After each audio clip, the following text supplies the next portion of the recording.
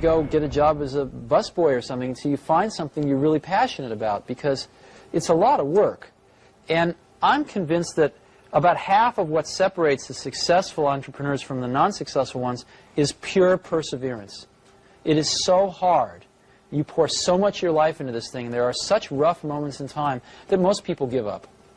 I don't blame them. I mean, it's really tough, and it consumes your life. I mean, if you've got a family and you're in the early days of a company, I can't imagine how one could do it. I'm sure it's been done, but it's rough. I mean, because it's pretty much an 18-hour-a-day job, 7 days a week for a while. So unless you have a lot of passion about this, you're going to not survive. You're going to give it up. So you got to have an idea or a problem or a wrong that you want to right that you're passionate about. Otherwise, you're not going to have the perseverance to stick it through. And I think that's half the battle right there. Phil Knight is here. In 1962, he was a recent Stanford Business School graduate, and he had a crazy idea. He wanted to create a business importing high-quality, low-cost running shoes from Japan. 50 years later, that crazy idea is now known as Nike. It is the largest sporting goods company in the world, with annual sales topping $30 billion. It's also become one of the most recognizable brands in popular culture and sponsors some of the world's most elite athletes. You were young and you put selling shoes out of the back of that Valiant or whatever it was. Yeah, the Plymouth Valiant, yeah. the babe magnet. Yeah,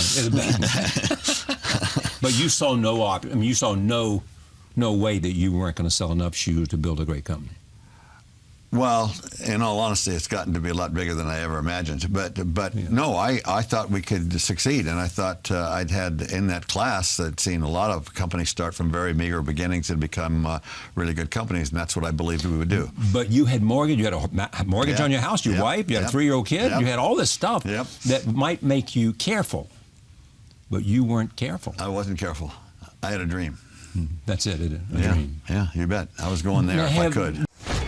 Which brings us to the founding of Interscope, because there was a ton of people after Geffen that had your same idea. We're like, boy, I can do that. 14 labels started with $50 million in funding in 1989-90. And how many survived? None. You. Interscope. Yeah. Me, Ted, John, and Tom Wally. When you say it has to be, what does that mean? When you grow up like I did, and you did, and other people that I know. Yeah, the first time we met, you're like, you're definitely bent. when you're walking forward, right, the sidewalk behind you is caving in. So you have no choice but to walk forward, no matter how scary it is, how much it hurts. So what you have to learn at that moment is, how do I take this fear and make it a tailwind instead of a headwind? A lot of my friends, the people I know and I watch, the fear stops them. And the ones that succeed is the fear that propels them forward. If you can harness it, learn how to harness it and take that, because fear is energy. It's massive energy. It controls your entire system. And if you can learn to take that fuel and have it propel you forward, it's a powerful thing.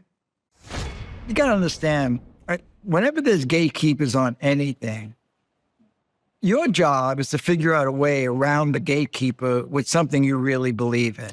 Whether the gatekeepers are people at your own company or people at radio stations or at wherever the gatekeepers are, your job is to skate around them. How'd you get on MTV?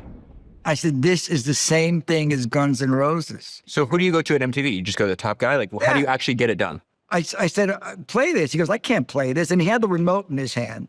His TV was on behind him. I said, I can't, because we play this. And it was 3 women singing. And then the next video was a guy and, and all this. But it was pure pop music, right?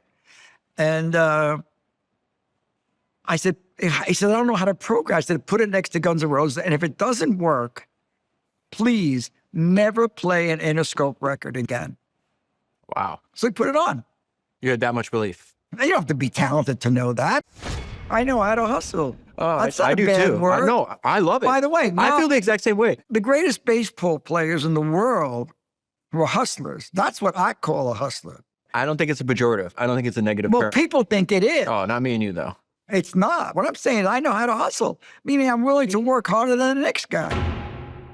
It took to the starting line over 50 years ago, the brainchild of a young track athlete named Phil "Buck" Knight.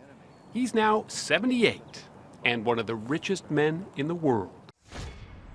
That hope first flickered here at storied Hayward Field at the University of Oregon, where Knight was a mid-distance runner.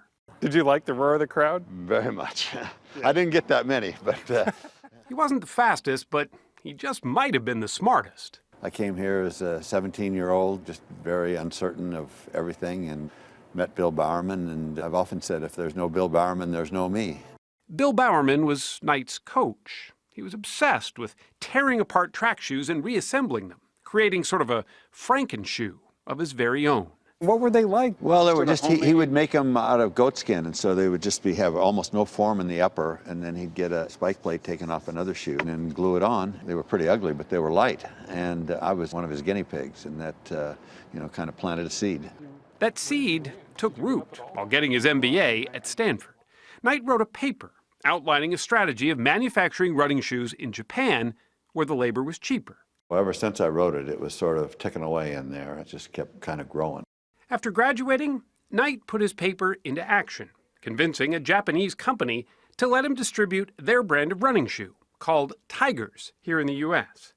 He began selling them out of the trunk of his car. His initial investment, $1,000, that he split 50-50 with his new partner and former coach, Bill Bowerman. People say, oh, you hear what Knight's doing to the Stanford MBA? He's peddling Japanese track shoes. That was a pretty big joke at the time. But I wanted it, so I said, I gotta try it. I gotta try it. By 1971, their little shoe company had sales of $1.3 million and a new innovation, thanks to Bowerman's unlikely experiment with his wife's waffle iron. He put urethane in there. He says, maybe that's the pattern. That's a different pattern that breaks up that should give you more traction and more cushioning. The result was the Waffle Trainer, a new kind of sole that Knight wanted to manufacture under his own brand. What was the name you wanted? No, Dimension 6. Dimension 6, which no one... It'd be a hard time fitting on a heel tab, wouldn't it? Why Dimension 6? Well, there was a fifth dimension, right? So we wanted to be an extra dimension. But no one bought that idea. Nobody liked it. Mercifully, an employee proposed another name, Nike, the Greek goddess of victory. But Knight wasn't crazy about it, nor did he like the logo. The wing, as it was called then, a design he actually paid a college student just $35 to draw, was supposed to symbolize the sound of speed. But Knight thought it just looked like a big fat check mark. Nothing ever stands out and says, boy, that's it. There's not a eureka moment that, for me, that in almost all these things, I just say, okay, that's the best we can do, let's go. Marketing was never Knight's thing. In fact, he hated advertising. But he soon realized that well-known athletes wearing his shoes could speak and sell volumes. Romanian tennis pro Ilie Nastase was the first big name signed. John McEnroe would soon follow. And then came a 21-year-old basketball phenom from the University of North Carolina. Shot, Jordan, Michael Jordan. When you first signed Michael Jordan, people thought you were nuts, right? Well, Fortune magazine ran a story about how Nike has lost its way by paying so much money for this basketball player. From the time, let's say you're 20, you start to 65. You did not feel peace. No, not for 1 second. But you become a billionaire. You sell Beats to Apple. What'd that feel like? Felt great.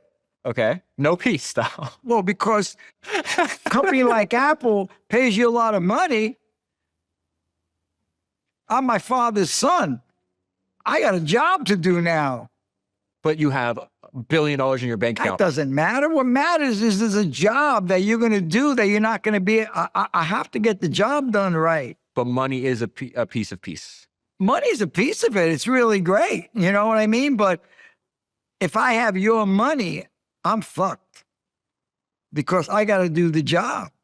I mean, the record business, God knows what they did to get records played.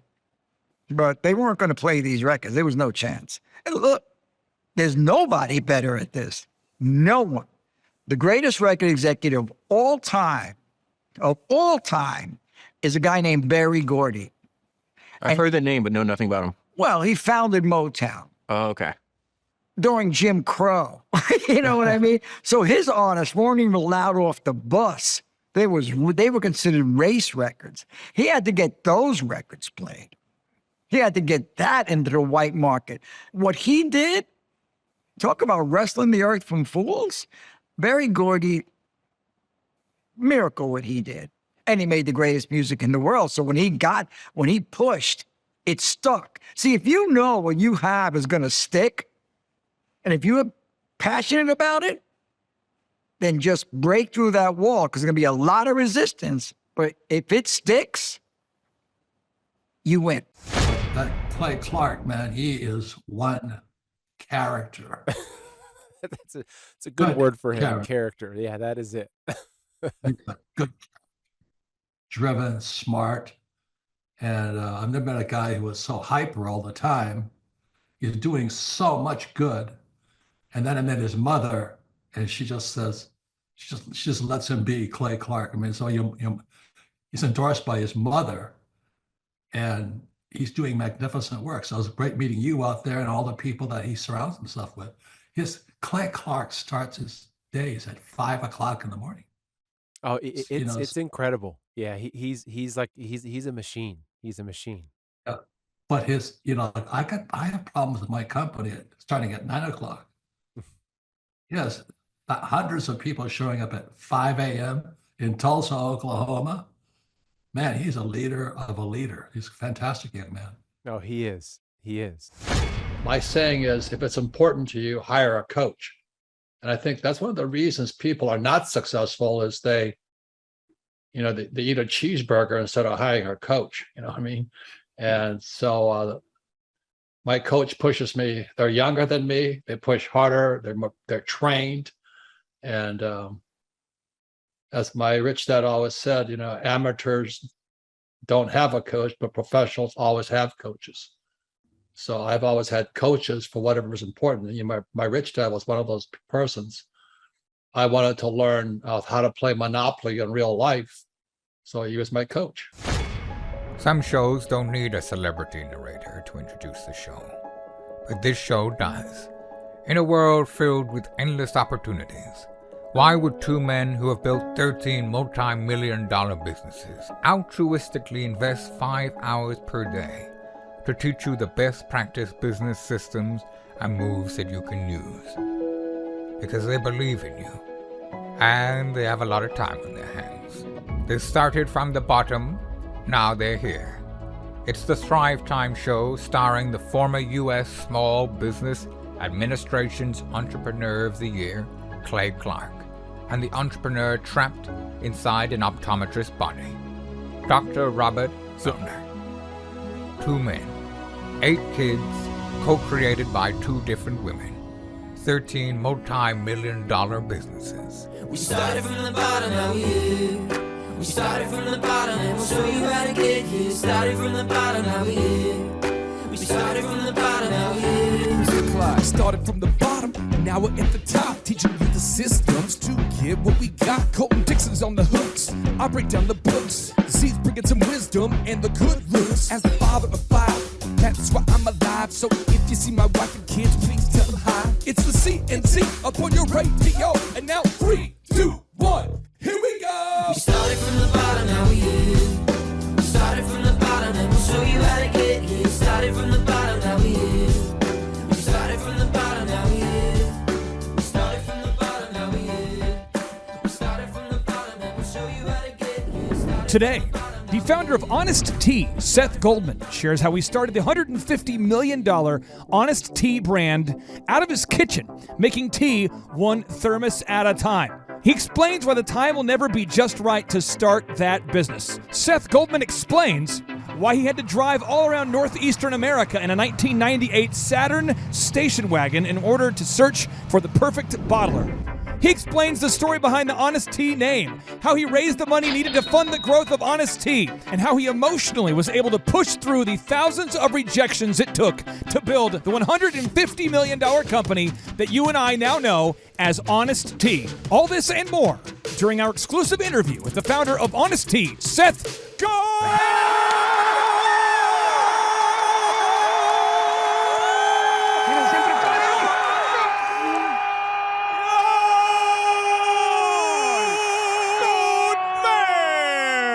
I see you. Some shows don't need a celebrity narrator to introduce the show, but this show does. 2 men, 8 kids, co-created by 2 different women, 13 multi-million-dollar businesses. Ladies and gentlemen, welcome to the Thrivetime Show. 3, 2, 1, here we go! Started from the bottom, now we here. Started from the bottom, and we'll show you how to get here. Started from the bottom, now we here. Started from the bottom, now we here. Started from the bottom, now we here. Yes, yes, yes, and yes. Thrive Nation, on today's show, we have an incredible guest, Mr. Seth Goldman. How are you, sir? I'm great, Clay. Good to be with you. Hey, I am very fired up to have you on this show because your story is so epic and it started off with such humble beginnings. And I'd love to ask you, my friend, what first inspired you to start Honest Tea? Well, it was pretty simple. I was thirsty. I looked at the beverage cooler and I said, there's a lot of drinks here, but there's nothing that was going to quench my thirst. I was looking for something that just wasn't as sweet as all the other drinks out there, and there weren't. I didn't find it, so that's why we created it. Your products are now in the Chick-fil-A stores, Wendy's, 100,000 stores all around the world. Where did you vary? What was step one to launch Honest Tea? Where was the very beginning? I understand you were making this at home. Yeah. So the first step was I brewed some samples in my kitchen. And I brought them in thermoses to the local Whole Foods buying office in Rockville, Maryland, which was close by to where I still live. And I got an empty Snapple bottle and pasted a label on and said, "This is what it would look like." And then I poured out the samples from the thermos, said, "This is what it would taste like," and I want to sell it in your store. And what kind of jobs were you doing to support yourself while you were starting what would be $100 million tea company out of your kitchen? Yeah. So I had been in the investment business before I launched. When the ideas were, we'll say, brewing, and when I finally felt like there was enough of an idea to launch a business, I resigned from the investment fund I worked for and started out of my house. So it was a full-time undertaking when I was going for it. How did you know that it was the time to quit the other job and to go all in with Honest Tea? So many people struggle with knowing when to make that jump and when to pull the trigger. How did you know it was time? I think there's never a perfect time. In fact, my wife and I had just had our 3rd son. So you could say that's just absolutely the wrong time to do it. But it felt like there was a point in my life where I had enough confidence that I believed in my skills enough that I was willing to try. There was enough of an idea that I felt like it was and it was an idea that I was passionate about and believed in and felt like I could make into something. And and other than that, it was like, all right. The other thing that very totally, coincidental or coincidentally happened was that I ended up getting a check from an investment my father had made. Oh boy, it was like literally 20 years ago. Wow. And it just ended up that I got some money from that investment, and that was kind of my seed capital. And I said, all right, well, there's a sign. Like I don't, kind of felt it. This fell into my lap, and that will be my startup capital. How much money did it cost to start up Honest Tea? Yeah. We're talking tens of thousands, hundreds of thousands? Well, I put in $50,000. That was the check I ended up getting. Yep. But we raised a total of $500,000, and that basically got us through our first year and a little bit more. And that was enough to make the product and to do some very minimal marketing and buy all the inventory and labels and that kind of thing. Where did the name Honest Tea come from? Were you thinking about going with Dishonest Tea, and then you thought, no, let's make an honest company? Or where'd the name come from? No, so actually my co-founder, Barry, he was my professor from the Yale School of Management. Yeah. And he had been in India where he'd been doing a case study of the tea industry. And he came up with that name. And it was just the perfect name to capture what we wanted the brand to be, an authentic, natural, healthy brand. And once we had that, initially when I spoke to Barry, we weren't thinking tea. We were just thinking about a less sweet drink, and it could have been a seltzer and juice drink. But when he came up with the name Honest Tea, I'm like, oh, that settles it. That's what we're going with. Now, what was your relationship like with Barry before teaming up to build Honest Tea? Yeah, well, he'd been my professor, and we had always hit it off as student and professor. And we were, I would say, we'd like to have intellectually spar with each other and just sort of talk about ideas and challenge each other. And then we stayed in touch after I graduated from Yale School of Management, and I'd send emails, or sometimes I'd ask, or I'd share a fun idea I'd come across, or maybe ask for some advice around, maybe if I got a job offer and that kind of thing. So it wasn't like I emailed him out of the blue when I was ready to do something about this idea. Now, a lot of people are out there, a lot of entrepreneurs. We have, 500,000 folks that will listen to this podcast every month, and I know a lot of them are saying, well, man, how did you even know what terms to offer people when you're raising capital? Is there a certain formula you give people out there? Because there's so many different approaches. I just like to get your approach on if you're an entrepreneur out there trying to raise capital. What's the best? We did something a little different, and it was creative, and it worked out, but it was risky. And it's as one of our investors said, it was an equity structure that only a game theorist would love. Well, Barry is a game theorist, so that made sense that we offered it. What we did is we said, look, we don't know how valuable this company is going to be. What most entrepreneurs do when they start up is they basically issue themselves what's called penny stocks and just give themselves a ton of equity. And we said, we're going to invest in this company at the same terms as all the other investors. Oh, wow. But we're going to give ourselves warrants, which are basically options that say, as the value of the company grows, we'll have the right to those options. And when they become, in the money, when the stock price grows past the price of the options, then we end up getting more of the company. So we were incentivized to grow the value of the company, and we did grow it, and that was how, we came to benefit. But the point was we only benefited when shareholders benefited. We weren't giving ourselves kind of free shares that weren't earned. Now, Barry was a professor, and I understood that both of your parents were professors. Yes. So your family conversations growing up typically were not about sports and celebrity gossip. But what kind of conversations were your parents having around the dinner table, and how did that impact the way you see the world now? Yeah, no, you're right. My dad was an economist, and my mom's a historian of China, and so we were always sort of thinking in a global context, and I think that did inform the way I approached Honest Tea. It wasn't just a company trying to, make money or just trying to move around some cases of tea. It was thinking about how could we create a business that had a positive impact on the world and on the people involved in the supply chain, the people picking the tea leaves, as well as the environment that we source from. And that really has, I'd say, come to be what we've done with the business and what we strive to do with the business. I'd say the other thing I got from my parents was also a sense of humility that, they always expected a lot. And so I never got like the great job, Right. if I got an A minus, then it was, well, it wasn't an A, or if it was an A, it wasn't an A plus. So I always have that feeling that, we've got more work to do with Honest Tea and with our impact. Some people who are raised in homes where there's very high expectations, they tend to go the other way. Are you a secret lover of Adam Sandler films now?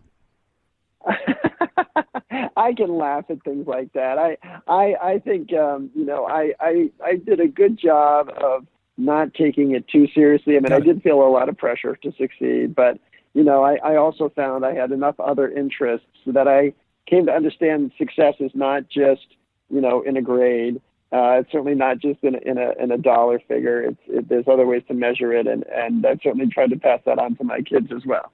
In 2012, I was reading this book called The Startup Playbook, the yellow-covered book that sits behind me on my bookshelf. And in that book, it did a profile on you and your company, Honest Tea. And there's one line in that book that really blew my mind. It said that you set out to build a beverage company that would change the definition of what a beverage should be, that the standards you set for the company are immovable, fair trade, low sugar and caloric content, and a commitment to organic. I circled it, I highlighted it, I dog-eared it, and I thought, I want to interview this guy. So I would like to go through these three, because it sounds like that you're reading my wife's brain and you're scanning her brain and making that your values. So let's talk about fair trade first. What does it mean for you to be fair trade? Yeah, well, there is a real definition of what fair trade means, and our products do get certified as fair trade by a group called Fair Trade USA. And what it means is it starts with the wages and make sure that all the people involved in our supply chain, whether it's the people picking the tea leaves or processing the tea leaves, are paid a living wage in the country where they're working.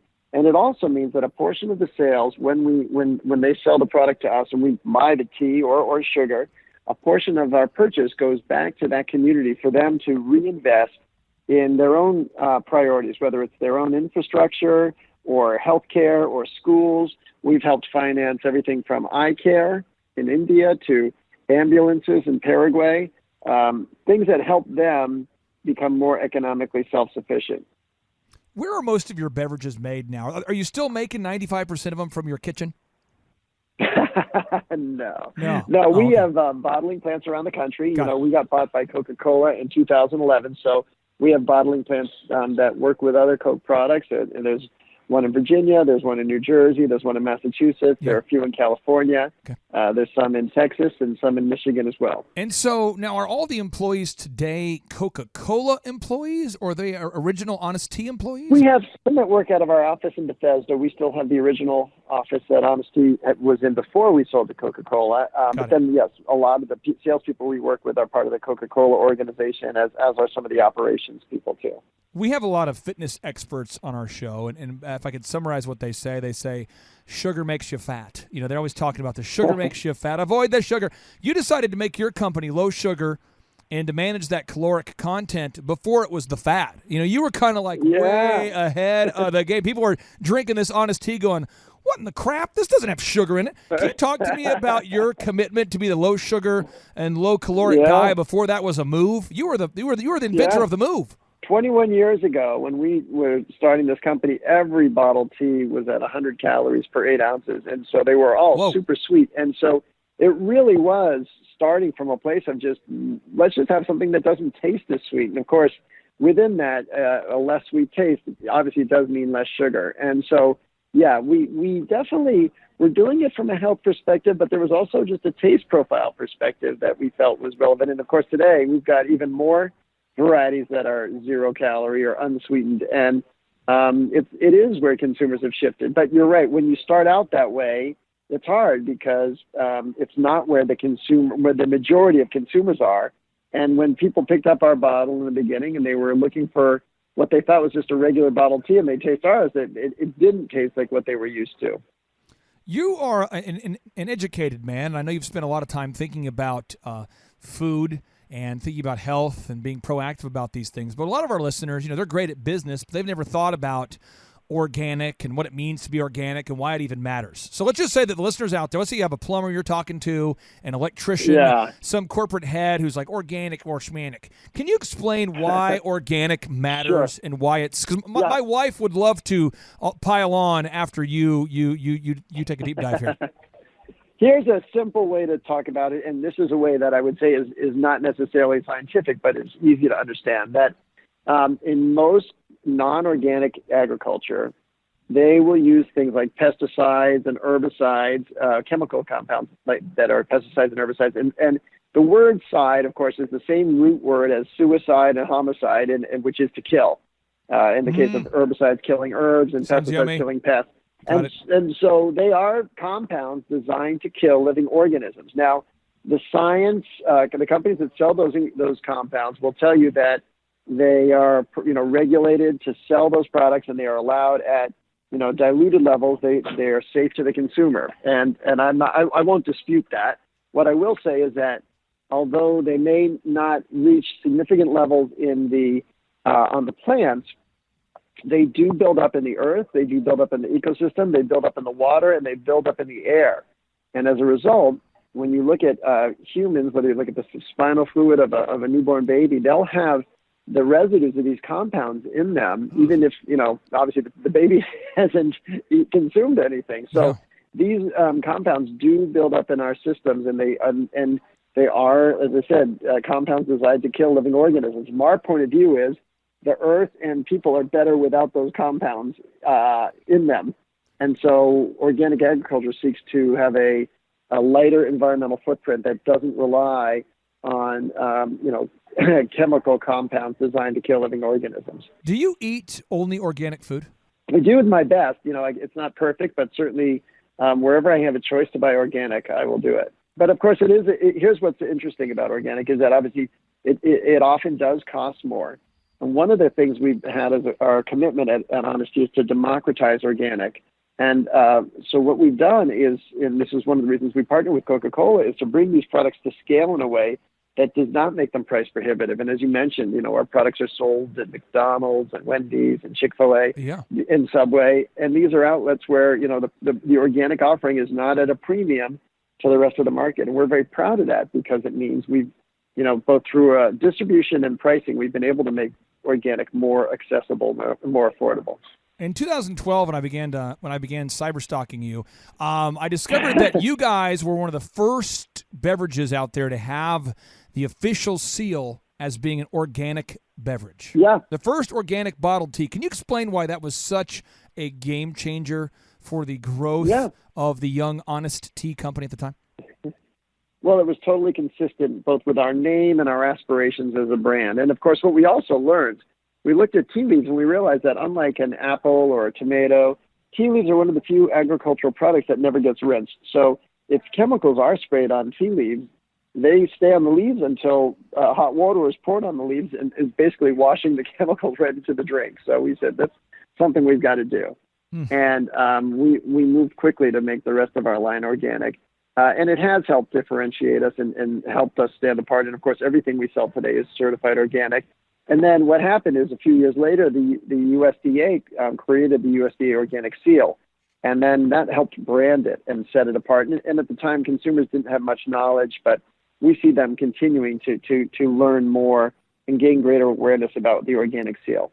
How did you land your deal with Whole Foods? Because my understanding is that in 1998, Whole Foods made an order for 15,000 bottles of tea. Were you just sitting around one day and then the phone rang and they said, "Is this Seth Goldman? Yeah, we want to pay you." How did it happen? No, so what happened is their head of marketing he went to the Yale School of Management. And so I had gotten to know him in DC. And so when I had this idea, I went out to lunch with him with some thermoses. And I said, I think there's an opportunity to sell this in your store. And he said, well, I can help you get the appointment. I can't help, you have to convince the buyer. And so I got to the buyer and I, poured out the samples. And as I said, used that Snapple bottle with a label on it and showed it to him. And the buyer was willing to take a gamble. He said, well, we'll take 15,000 bottles. What was funny though, is he said, we'll take the 15,000 bottles and we won't pay for them. But if they sell, then we'll pay you. And I said, well, I appreciate the part about taking the product. I need you to pay for the first bottle. I don't have, the whole company is just me and these thermoses and this bottle. So I really need you to pay for everything. And to their credit, he agreed. Now, can you explain how retail works for people out there that don't know? Because typically if you have a product and let's say a company like a Whole Foods or a Target agrees to carry your product on their shelves, typically, you as the creator of the product don't get paid for 60 to 90 days after the product is sold. Can you kind of explain how that works for the average listener out there? Yeah, so different stores work differently, but in general, we'll ship the product to them and then they'll pay us. And as you said, sometimes it's 30 days, sometimes it's 60 days. And early for entrepreneurs, sometimes what they'll let us do is we'll let them pay in 10 days, but they take a little discount. And so if the store is well established, they can do that. And for the entrepreneur, the reason that makes sense is because you need to have cash to pay the rest of your bills, even if it comes at a discount. Right. So sometimes we had that arrangement with some of our retailers. I mean, when you're an early stage entrepreneur, every penny counts and every penny is precious, and you just have to find ways to get money. And so sometimes what we would also do is we would talk to some of our suppliers, in particular our bottle supplier, who is a very well-established supplier. And I'd say to him, during the January, February, I said, this is our slow time of year. We're not going to sell as much tea right now. So what I need you to do is give me longer term. Sometimes he'd let me extend to 60 days. I would pay us. I'll pay you in 60 days rather than 30. And that was basically like a loan where, that enabled me to pay my other bills and pay our employees. And then, of course, when the weather got warmer, then I'd return and pay him back everything I owed him. Now, when you got the order for 15,000 bottles, you're still making it out of your kitchen, I believe. So, what did you like expand your granite countertop? Did you knock out a wall and make the kitchen bigger? How'd you do it? I sprang into action and traveled up and down the East Coast, and I went to every type of different facility that did bottling. So I went to soda plants, I went to a beer brewery, I went to a place that made jelly, and eventually, and I had a friend helping me, eventually we ended up at an apple juice packing plant up in Buffalo that had some extra line time available, and they let us make tea in their facility. Did you drive to all these places, or did you call them, or how did you get a hold of them? I drove, yeah. I mean, I had to meet with them in person. I mean, we would, I would talk to them first on the phone and explain what we were looking for. Yeah, first of all, if they returned my call, sometimes they wouldn't return the call, but when they did return the call, then I would, have the conversation. And if they felt like there was close enough alignment, then I'd go meet them in person. And, so much of this, like any entrepreneur, when you're starting out, because you don't have much to go on, and so you have to meet these people. You have to be able to demonstrate, that you're a genuine person and doing this the right way, and have the the right ideas behind it to build it. Because these bottling plants, they have a lot of people who come through, and they don't know if someone's for real or if someone's going to be able to pay them. That's often the case. They would insist on being paid up front. Because I've seen it happen so often that the entrepreneur, gets something and then disappears. What kind of a sweet vehicle were you driving back then? Were you driving like a hatchback? We had a Saturn station wagon, and nice. It was. In fact, what happened was I picked up our spices for our first production run. We had this wonderful chai recipe, but I ordered and picked up the spices from a spice warehouse in Baltimore. And I had to drive it up to Buffalo for 8 hours. And it was a freezing cold day, so I had to keep the windows closed for that 8-hour drive. And by the time I got up to Buffalo, that car had a permanent aroma of chai spice, which was very fragrant, but very strong. Strong with the ladies. Okay, so you're driving the Saturn station wagon. What year was this?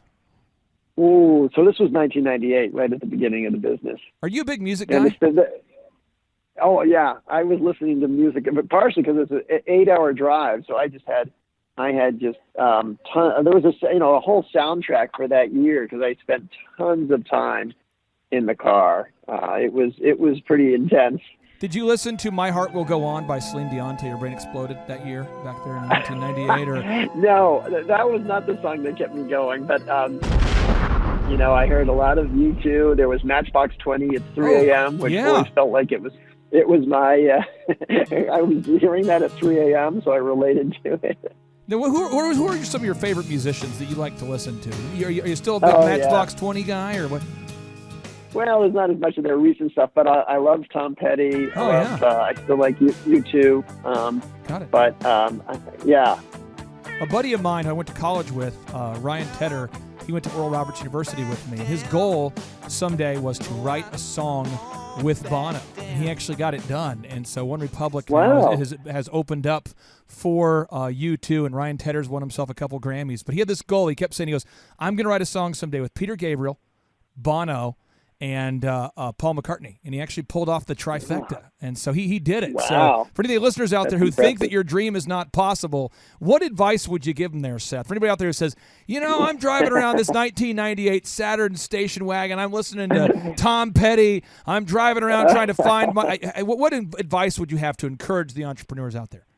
I've got a lot. No, well, number one, when you walk into our office at Honest Tea, the first thing you'll see on the wall is a quote. It's from one of our bottle caps. It says, "Those who say it cannot be done should not interrupt the people doing it." So, there's always going to be skeptics out there criticizing or second guessing you. And, if you have a passion about what you want to do, you got to do it. I think the other thing I would say, and this is another quote, this is from Oscar Wilde, it says, "Be yourself, everyone else is already taken." So there's no point in trying to bring a brand to life if it's just copying what somebody else has. You've got to really succeed, you have to have a clear point of difference, a clear competitive advantage over whatever else is out there, and to stand alone. And then the third one I would say is, this is a quote I once heard on a cartoon show, which was from Fat Albert. And it said, "He who throws mud only loses ground." you never want to try to elevate yourself by disparaging others. See what you can do to, shine your own light. What was the most difficult aspect of scaling Honest Tea, looking back on it?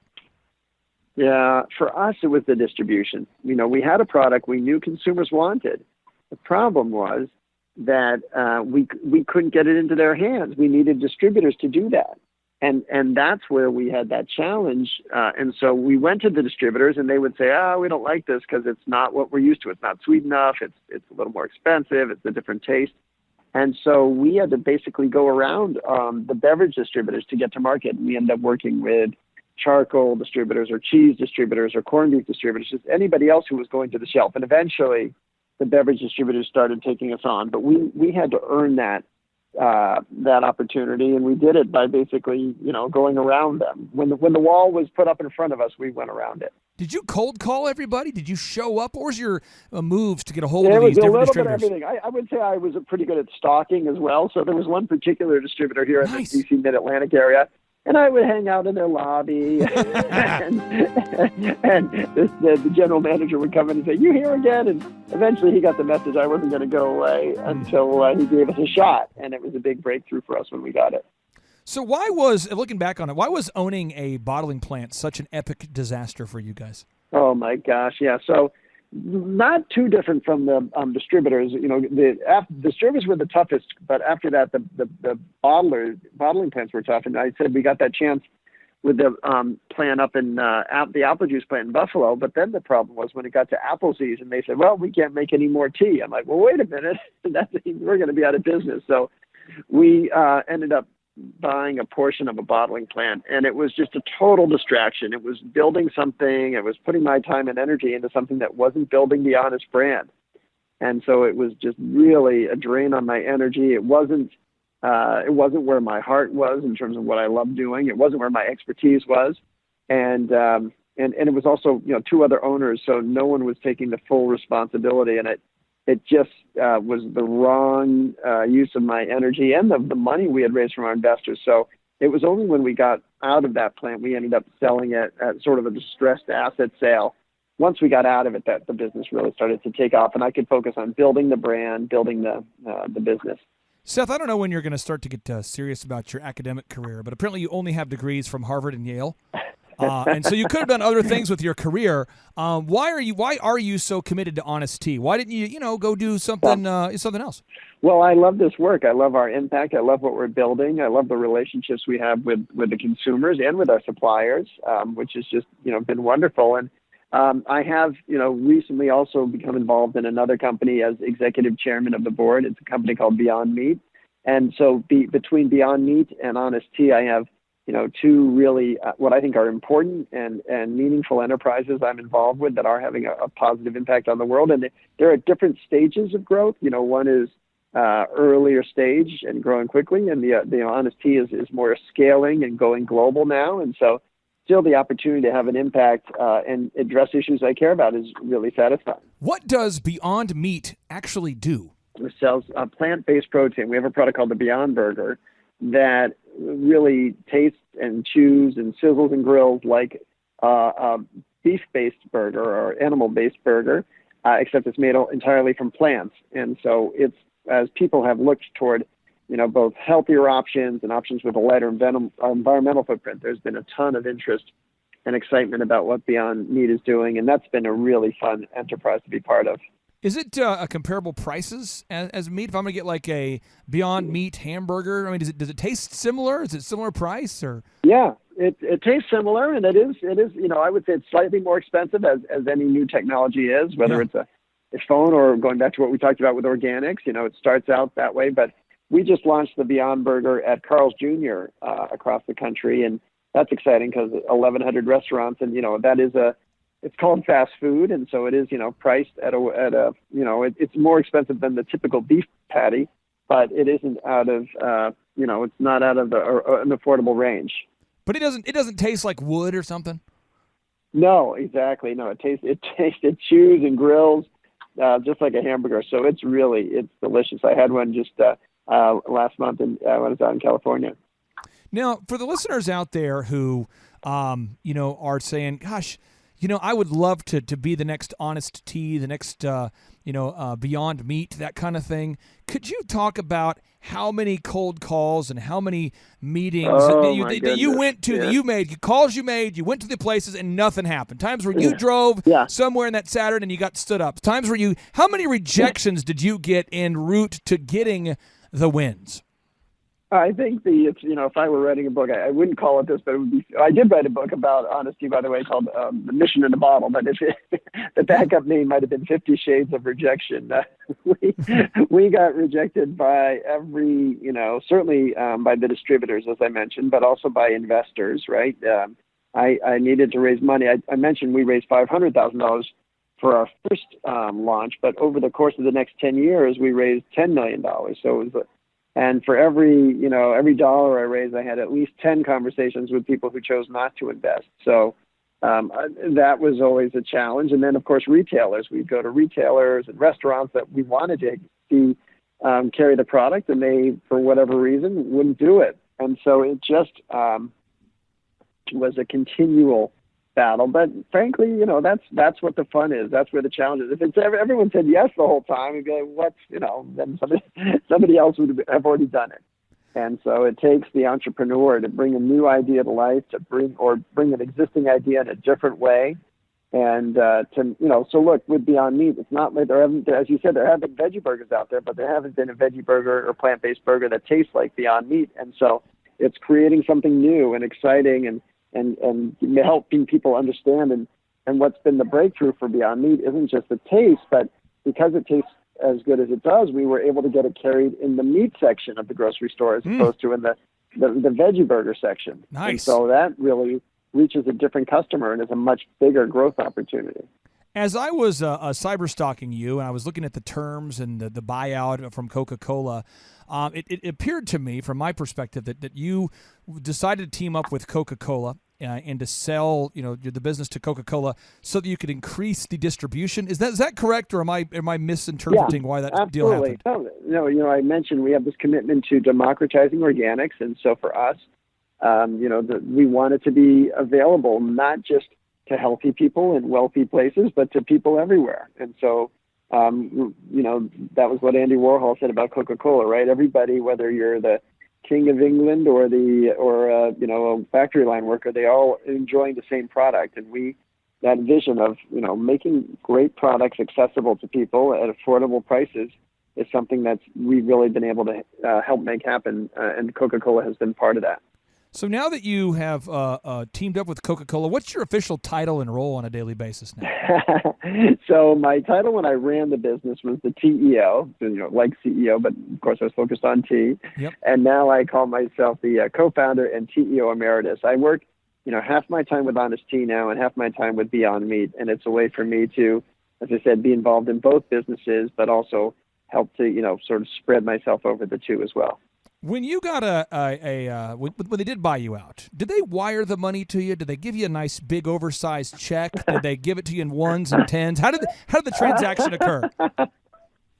Yeah, I got to go. I think what happened was because we were bought by the entire thing, we just had our CFO write the checks. So we wrote checks from Honest Tea's bank account because it became Coca-Cola's bank account. So it was just checks from Honest Tea written. So I ended up signing, or I guess our CFO signed the check to me just for, to make sure there was a standalone, but it came out of the business bank account that had been funded by Coca-Cola. When you finally got that big check, did you go out and buy as much ice cream as you wanted, or what do you do with all the extra money now? We didn't. We really made a point of not doing anything. We just said, what, it's there, but let's make sure we all understand what makes us happy as a family. And then we, in fact, what I did, and this was a little unusual, is I invested the money right back into Honest Tea. We had an arrangement with Coca-Cola that let me continue to be have some risk capital in Honest Tea, and that was a way for me to continue to stay focused on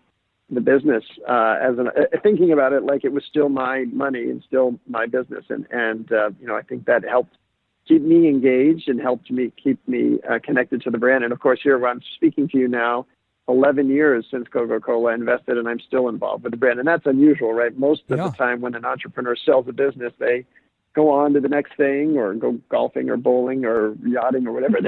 I thought you were going to become a rapper. That's what I thought you would do as your career 2.0.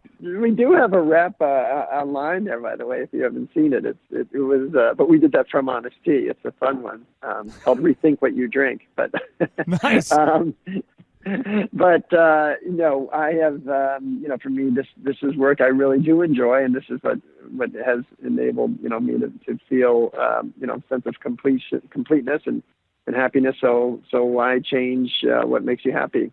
Well, final 3 rapid fire questions for you here is how do you how do you organize the first 4 hours of a typical day, or how did you when you were growing Honest Tea before the business was acquired? What time did you wake up? How did you organize the first 4 hours of your day? They're mostly the same, same as it was 20 years ago. So, my wife and I wake up early, usually before 6 o'clock, because at least when the kids were home, we had to get up and exercise before they were awake. So that usually meant we would get up, we'd make the bed together, because no matter what happens in the day, we could get home and at least go to bed in a bed that looked like it was, well made. Then I'd go out and exercise for usually an hour. And that always gives me a chance to clear my head, to be able to, usually by myself, just, get out, work out my tensions, physical tensions or sort of psychological tensions. Yeah. And then be able to spend some time, when the boys were at home, to be able to talk with them and just share a few ideas about the day, or just read a little bit about the news going on in the world. Then, and this is something that it still is the case, I would bike to work. And for me, that was just a great transition. So it sort of, I'm not stuck in traffic. I don't have to worry about parking. How long are we talking about here? Are you biking like a half hour or an hour or? No. So here in Bethesda with Honest Tea, it's literally just a 10-minute ride. Okay. In California, where it would be on meat, it is probably closer to a 30-minute ride. But for me, the ride is this wonderful transition, either from home to work or from work to home. And it just lets me, so that when I walk in the door of either place, I'm ready to go. I've got sort of gone through that enough of a transition that I'm able to be ready and be present. Now, what you're an educated guy. You've read tons of books, but is there a specific book for any of the entrepreneurs out there that are maybe struggling to get that traction with their product? It's a great product. Everyone says, "Oh, I love your product," but they're struggling to kind of get that traction. Is there a specific book or documentary or something that you would recommend all the entrepreneurs should check out? Well, the book I love is it's called The Wild by Jack London, and it's you may not think of it as an entrepreneur, but it's the story about a dog who kind of reconnects with his instincts that are ingrained in him but have kind of been suppressed. And I think most entrepreneurs do have to go with instincts on a lot of work. And a lot of times, especially in a corporate environment, you're often discouraged to go with your instincts. And so, I think part of being an entrepreneur is getting back in touch with your instincts. And so I love that as a way to spur people toward more creative thinking and more, feeling it from the gut versus just sort of, as I said, a company like Coca-Cola would never have come across the idea of Honest Tea on its own, because the market research isn't going to tell you people want a less sweet drink. Market research and focus groups would have highlighted that people like a sweeter taste. And of course, we've demonstrated there is an appetite for a less sweet drink, but it wasn't through any focus groups. Now, my final 2 questions here. It's kind of a 2-part question here. Okay, so here we go. You right now, all the entrepreneurs out there are listening. You've got the mic here, and our listeners are very action oriented. Do you want them to check out Beyond Meat? Is there a certain website to go to? Do you want to direct them to check out one of your books? What action step would you invite all the entrepreneurs to take? Well, certainly as an entrepreneur, if you're serious about being in food, you should see our book, Mission in a Bottle. It is a story of the first 10 years of Honest Tea, and it's written as a comic book, so it was a really fun and engaging way to share our story. And then I think I would encourage people to buy or visit honesttea.com for Honest Tea and beyondmeat.com, because these are 2 products, each in their own category, that are disruptive. They went into existing categories, in a case of bottled tea or beverages, and then meat, and found a new way to bring a product to life. And you have to really look for whatever category you're going into and think about, can I bring out something that is distinct and different and enough that it clearly represents something new in the marketplace. And if you can't answer yes to that, I would encourage you to go back to the drawing board. Final part of my question here.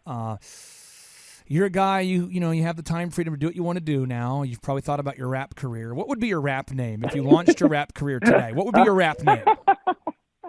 I don't even know how exactly it came across, but for some reason my friends named me Dr. Bet McGee. I don't really know what that came from. So that's the name of record on if you go to YouTube and you look up Honest Tea Rap, you'll see that's what.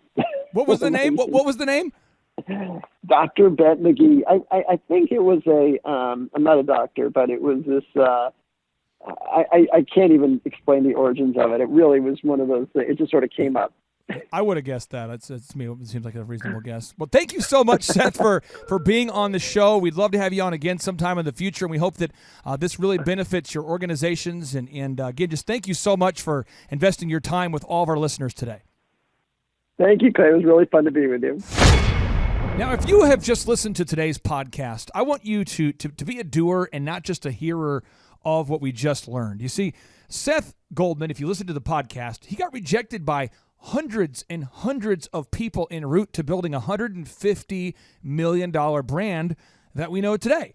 But he got hundreds and hundreds of rejections. It wasn't like that he had some amazing sales pitch that allowed him to avoid rejections. He got rejected all the time. And then when he's trying to raise money, he got rejected all the time. When he tried to get in stores, he got rejected all the time. And if you're out there and you fear rejection, so therefore you never ask for the deal, you never make the cold call, you never make the pitch, you ultimately will end up living your entire life as a rejection. So the key to not becoming an intender who loses all the time is to actually get a ton of rejections. Think about that. The most successful people that we've interviewed on this show all have been rejected more than anybody else. Therefore, the people who many would say are the biggest losers, the people who are rejected the most, actually are the biggest winners. So I ask you today,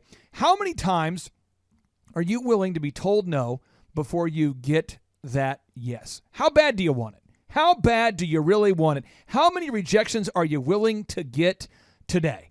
And I'm willing to get rejected, so I ask you each and every week, maybe every other show, every specific show that I can recall in recent memory, I try to mention, encouraging you to share this podcast with a friend. And so at the risk of being rejected, I would ask you, who could you share today's podcast with? Could you share it with them on Spotify? Could you share it with them over there on Facebook? Could you share it with them on Twitter? Could you share it with them via email? Could you text it to them? Or maybe you just reject me. But either way, like a bamboo, like a weed, like bamboo, like rhubarb, I'm coming back tomorrow and I'll be asking you to share today's show with somebody else because I give a crap, because I want to mentor millions, and because I know there's somebody out there that needs to hear the content on today's show. My name is Clay Clark. I'm a man, bear, pig, and a business coach. And as always, we like to end the show with a boom. So without any further ado, Andrew, are you psychologically ready to bring the boom? I'm so ready. Are you spiritually ready to bring the boom? I am spiritually ready. Are you physically ready to bring the boom? So ready. Are you metaphysically ready? No, just physically. Okay, here we go. Ready. We'll move on with that. With great trepidation, we move on. Here we go. 3, 2, 1, boom!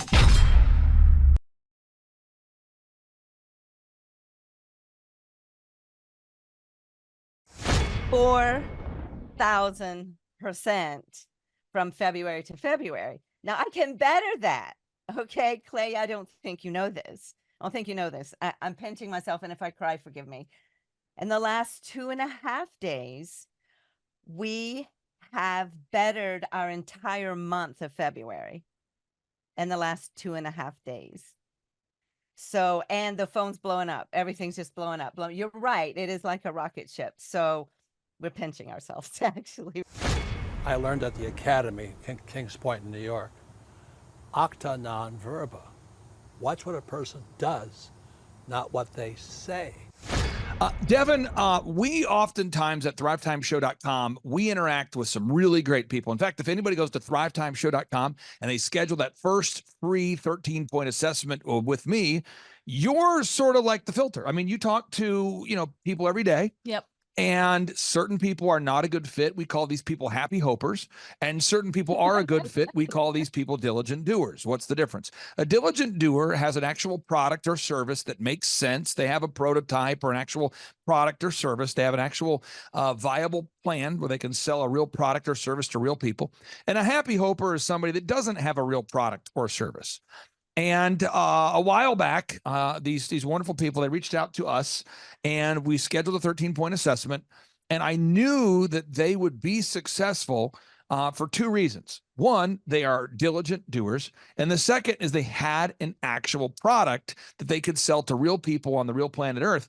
And they gave a sample to my wife. They gave a sample of their product to my wife. And my wife, Devin, who doesn't coach clients, doesn't mentor clients, she stays out of that. She works on the accounting side. She tells me this stuff is incredible. This is incredible stuff. And so at that point, I recognized, we're going to have a business that's going to blow up. And so I wanted to get them on the show while the business is actually taking off. Like they're actually currently joining us from a figurative rocket ship. Their business is taking off next level. I'm excited to have them on. This is the founders of Givaderm. Ladies, welcome on to the Thrivetime Show. How are you? It's such an honor. Thank you so much for having us on. We're having so much fun right now. It's unbelievable. We're pinching ourselves. So first off, for people out there that don't know who you two are, I'm going to let you two introduce yourselves and introduce your product so people can Google you and verify you're not a hologram. Absolutely. So we are a toxin-free skincare company, and we're really trying to bring the words luxury and zero toxicity together. And it's just been a wild ride. Honestly, my mom had a crazy health scare. Hi, I'm Deborah. And sorry, I'm Julianne. I'm the co-founder. And I'm her daughter. And so it's just, it's just been a wild ride. And honestly, we were pretty, we knew we had something. We knew we had something that was incredible. But then honestly, we were pretty stagnant. We didn't really know what direction to go. And then all of a sudden, on one of our super late nights, my mom looked at me and she goes, we've heard a lot about Clay, and I think we're supposed to call, maybe get that assessment. And I was like, within 5 seconds, I launched that form over to you guys. It's a holy moment, actually, because I'm a major introvert. And she's like, I never thought for a minute you'd do that. But I honestly felt like the Lord said, do this. So we did. And I think we shared yesterday, not yesterday, at the conference last weekend, that this February, from last February, we were up 4,000% in our business. Can you repeat that? How much have you grown as a person? 4,000% from February to February. Now I can better that. Okay, Clay, I don't think you know this. I'm pinching myself, and if I cry, forgive me. In the last 2.5 days, we have bettered our entire month of February in the last 2.5 days. So, and the phone's blowing up. Everything's just blowing up. You're right. It is like a rocket ship. So we're pinching ourselves, actually.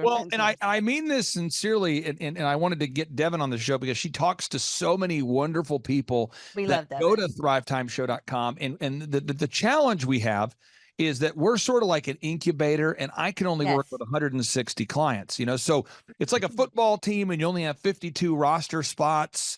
We only have 160. And the reason why is, Devin, with your clients, you meet with your clients once a week. Yep.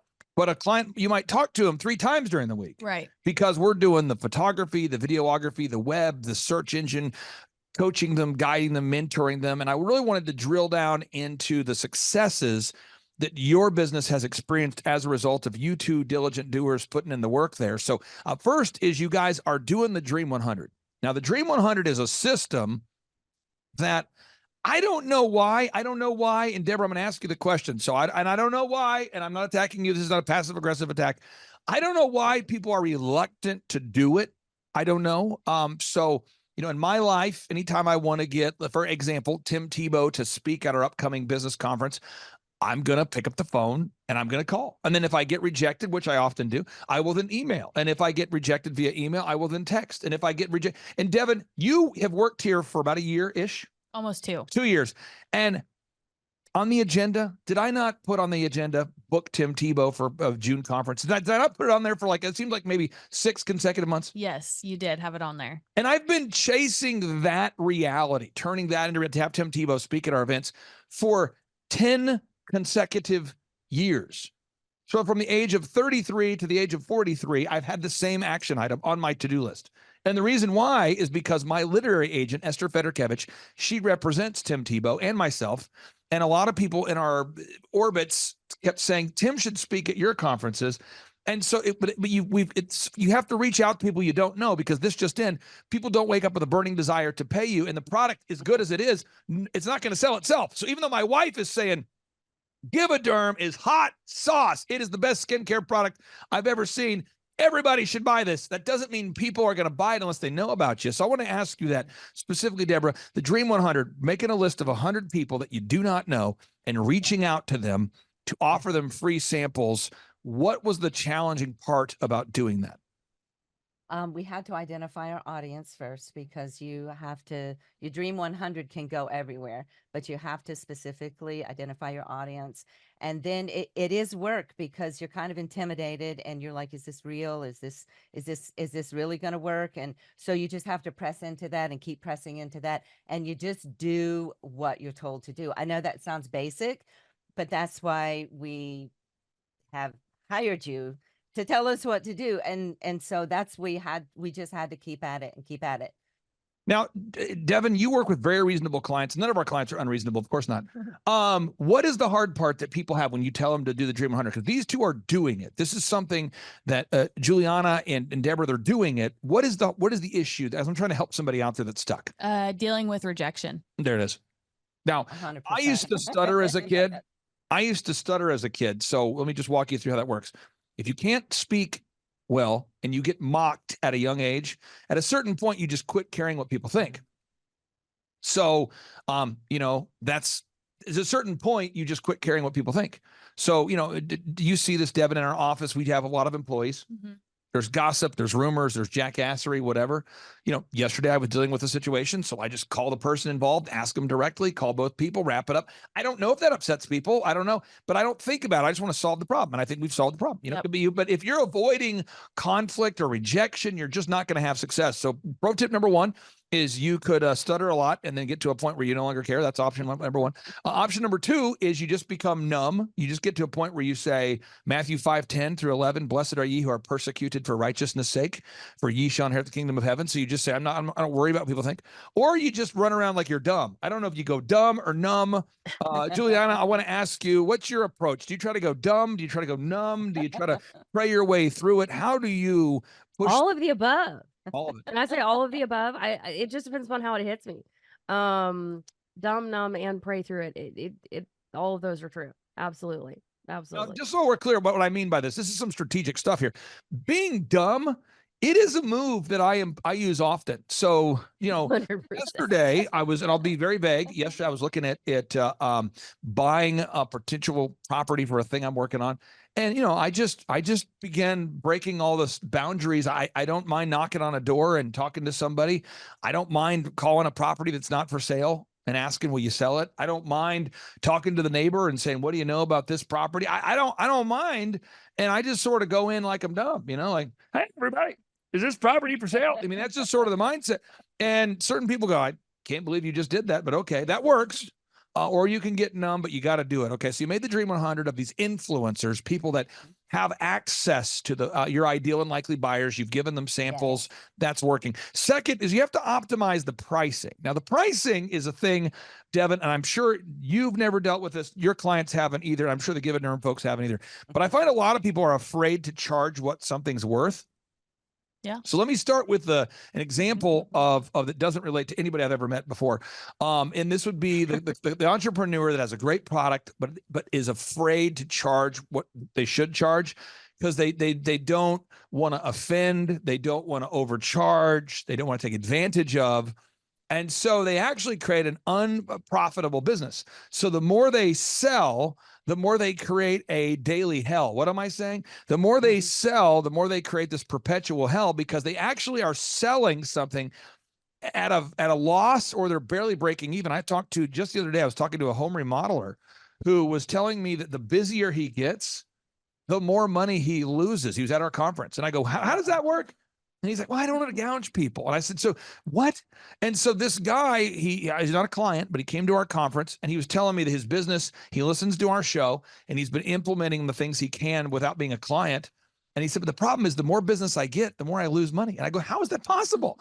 And he's actually charging people what it costs him to provide the service, or he's doing it at a loss. And I couldn't understand it. I want to ask you two now, going back to Deborah here on the pricing thing. Has that been something that we've worked through together, or maybe what's your, how have we kind of coached you or worked with you on the pricing? Yeah, well, Andrew, our coach, has worked with us because I am one of those people that, as a consumer, I watch the budget. And so at the same time, our products have incredible ingredients and they are all natural. So we have to cover our expenses. And so you guys have worked with us to watch our margins, to be able to know what our margins are and know what we have to price, or we're not going to be able to make this company available. We won't make it. And so you guys have been incredible, an incredible asset helping us do that. I want to ask your thoughts here, Juliana. Talk to me about that, the pricing thing. What have we helped you through the pricing, or what would be your comments on that? 100%. Actually, it is interesting because when you set your prices where they need to be, that it actually attracts the customers that you want. And although it's been hard to consider pricing and hard to consider what we need to make, what, like, as far as just covering the costs, and then what we need to make on top of that to just continue to be sustainable, it is incredible because it's been I feel like I said, it's attracting your ideal and likely buyer. So it's beautiful. How has coaching, we'll get into more details, but how has coaching, Juliana, how has that impacted your business? If you had to describe it to somebody, you're sitting next to someone at a conference and they're like, okay, so you've worked with, Clay Clark's coaching system, or with, you've worked with Devin, or you worked with Andrew, because you've probably interacted with our whole team at this point. I mean, you've probably talked to Devin on the phone. You've probably been to a conference. You've probably interacted with Andrew every week on the phone. You've probably interacted with our whole team at this point. And someone says to you, how has it impacted your life? What would you say? I would say it's the equivalent. I've never seen the show, but I've heard of the show Naked and Afraid, where you're dumped in the middle of God only knows where. And it's like, you know what? I have this great idea. I want to be dumped in the middle of God only knows where, and I have a product that will help people, but I don't know how to actually make a way. And it's literally like hiring a guide that is experienced, that knows what they're doing, and that can really just absolutely, even when there have been times that I'm like, I don't even know where we are. I feel like I'm totally blind, even in the initial coaching process. And it was like, okay, but great news. We've got our coach call tomorrow. It's going to be great. And so it's just this incredible feeling of knowing that somebody has our back, and knowing that they know what to do. And then also knowing that, and honestly, I would be a little bit disappointed if I hired a business coach that wasn't a multimillionaire. And so, I'm just super grateful that you're successful. And so we wanted to go, what, he must know if he must know a few things, or, a few things or two. Right to right. Yeah.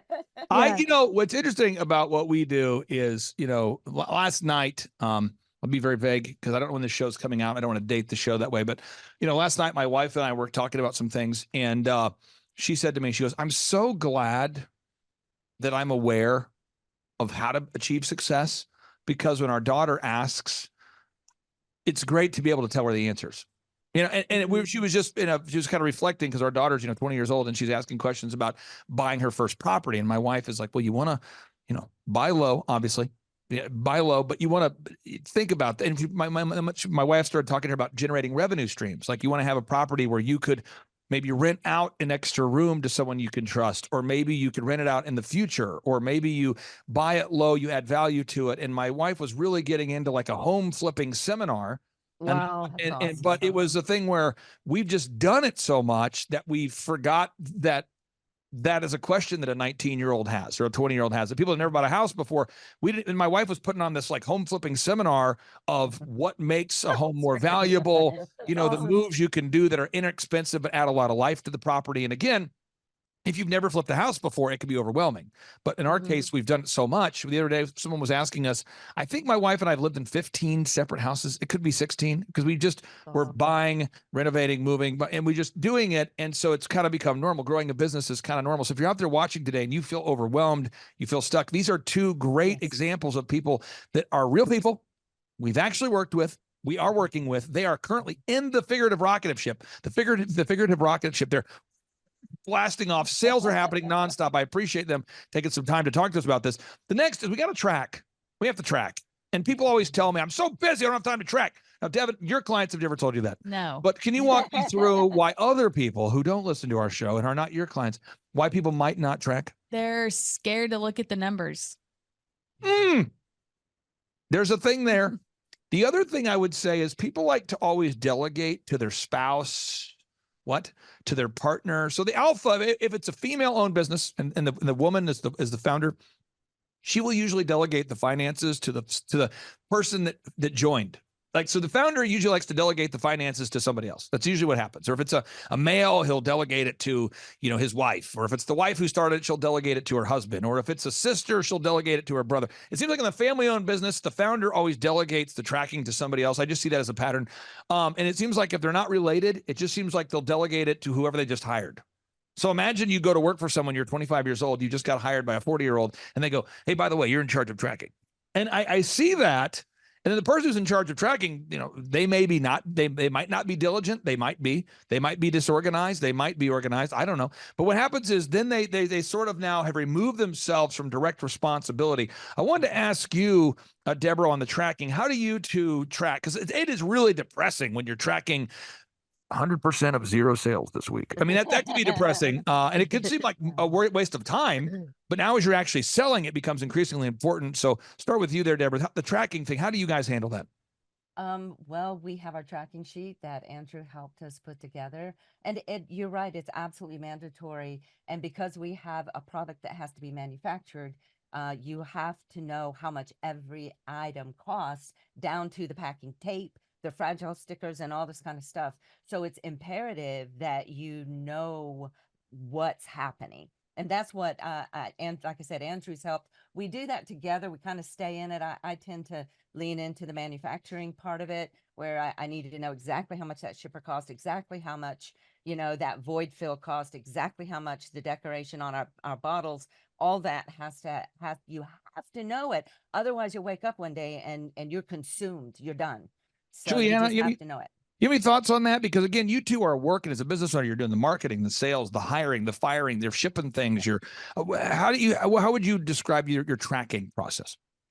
You know what, we had an approximate idea before we started working with you, but then getting the specifics has been incredible. And it's not hard. It's just anything that goes out, you track, and then anything that comes in, you track. But it does take effort. You know, you have to put a little bit of effort into it. And so I would just say it's invaluable. It's one of those things that if you don't understand potentially where there's a leak in the boat, then you just have to, because you have to do these. It's basically constant to-dos as well. Yeah, constant weekly inspections of the boat, if you will. And so it's really good. It is. And again, this is so big. Constant inspections. I think that a lot of people struggle with boredom. But the clients I've had, they bore down. So you have to do the same thing every day. Devin, have you ever worked at a restaurant? I haven't. You haven't? No. Oh man. You probably never will then. But have you two ever worked at a restaurant? Julianne, have you ever worked at a restaurant? No. Deborah, have you? Well, let me walk you through. Let me just walk you through my experience at Applebee's. No. I'll walk you through Applebee's. I worked at Applebee's. And our job is every single day when I worked there, 20 something years ago, you have to have out the fresh salad. So you open up that walk-in freezer, and a guy from Cisco or whoever delivers the salad, he's going to deliver the fresh salad. and you have to throw away the bad salad every single day. You know, you bring in the fresh meat, you throw out the bad meat every single day. Then you prepare your they call it the house salad prep. So you basically make the house salads and you put them in this room. And so when somebody orders it, they're ready to go, you know, and you have to, there's like a process. Every day you clean the bathrooms. Every single day you wipe off all the tables. Every single day you dust every single window. Every single day you wipe off the glass. And it's a checklist every day. And I found that the top waiters, of which I was not one, I had a good attitude, but I wasn't nearly as skilled as other people who had been doing it a long time. They would come in to work right away and they would wipe down the windows, mop the floor, get everything ready to go. And they were ready to go before the first customer walked in. But I found that the bad ones would always say things like, all we ever do is do the same thing every day. And then my boss, Ian, would go, yeah, because it's a restaurant. And all we ever do is serve food to great people. That's what we do. So, you know, but I think certain people get bored with that monotonous stuff, and you guys do a really good job of nailing that. The next is the website creation. In the website, it's not a one and done. It is a process of continual improvement. There's endless iterations. We're always updating. I'm never happy with the website. I'm happy today. But if I look at it too long, I go, I kind of want to tweak that. We always want to make a small little enhancement. We always want to add a new testimonial. We always want to add a new endorsement. As I look at it right now, just my pro tip, and I'll tell Andrew, but maybe you can tell him that I told you this before you talk to Andrew. Any of the bigger names that are starting to endorse you, you know, we get the as seen on, like endorsed by. So when you click on testimonials, it's like endorsed by, and you start to get more and more big names. So I look at one of my clients called Moms on a Mission. What a great job she does. And as she's booking bigger and bigger guests, we keep adding the as seen on. Now, you don't want it to get in the way of the product, but you got to make sure we get, because you're starting to have some big time names that endorse your product. Could you share with the listeners, what's it been like having a consultant that also does the web development? Because we do the photography, the video, the web, the search engine, all of that is all one-stop shop. What's that been like there, Deborah, having just a one-stop shop for everything? There are really no words, because whenever you're trying to start a business, you're so overwhelmed. You're watching everything. You know this is new territory for you, so you're having to learn everything the best you can. So to have someone come in that is an expert in this field and can say, this is what you need to do, this is what you need to do, this is what you need to do, and this is what you need to do. It's like done. I mean, also the pricing, as I've heard, thank God we didn't go there, but to have someone develop your website is astoundingly outrageous. So to be able to have that incorporated in the coaching has been such a blessing. It's just there are really few words. Without a website, we're sunk. So. Devin, I want to tell you a story that's going to depress you, okay? Okay. How old are you right now? How old are you? 23. Okay, so when you were not born yet, you're not yet born. Seriously, when you were not born yet. I started this. Your mom and dad are probably on a date. You know, I started this company called DJ Connection, right? And I thought, well, I'm going to do is I'm going to work at Applebee's, Target, and DirecTV. That's a true story. So 1998, 1997, I'm growing this business. 1999, I'm growing it. And I got this website. I needed a website. Needed to have a website. So I went to a web guy. I won't mention the guy's name, although I want to. Well, I know I will mention it. I will mention the website because it's not a bad thing. It's just a fact. So I hired a company called Creative State to build my website for me. It's called Creative State. And Brent Lawless was in Tulsa, Oklahoma. This is his company, Creative State Web Development. There it is. Boom. And I paid him to build my website for me. And, you know, it was at that time, I look back at it and I go, wow. But we're talking about thousands of dollars was spent to build said website, and thousands and thousands. And so I was paying unbelievable amounts of money. You know, we're talking thousands and thousands and thousands of dollars to build the website. And then every time I wanted to make a change, there were certain costs to it. Now, he's gone on to build, you know, website products and promotion for Taylor Swift. He's done stuff for Garth Brooks, and he's really a kind of a household name boutique in the web space. He's done a great job. But my thought was, if I'm going to build a website, I want to have the guy who built Garth Brooks's website. Because at that time, Garth Brooks was like the #1 music star in the world. I'm going to hire that guy. And I'm glad I did.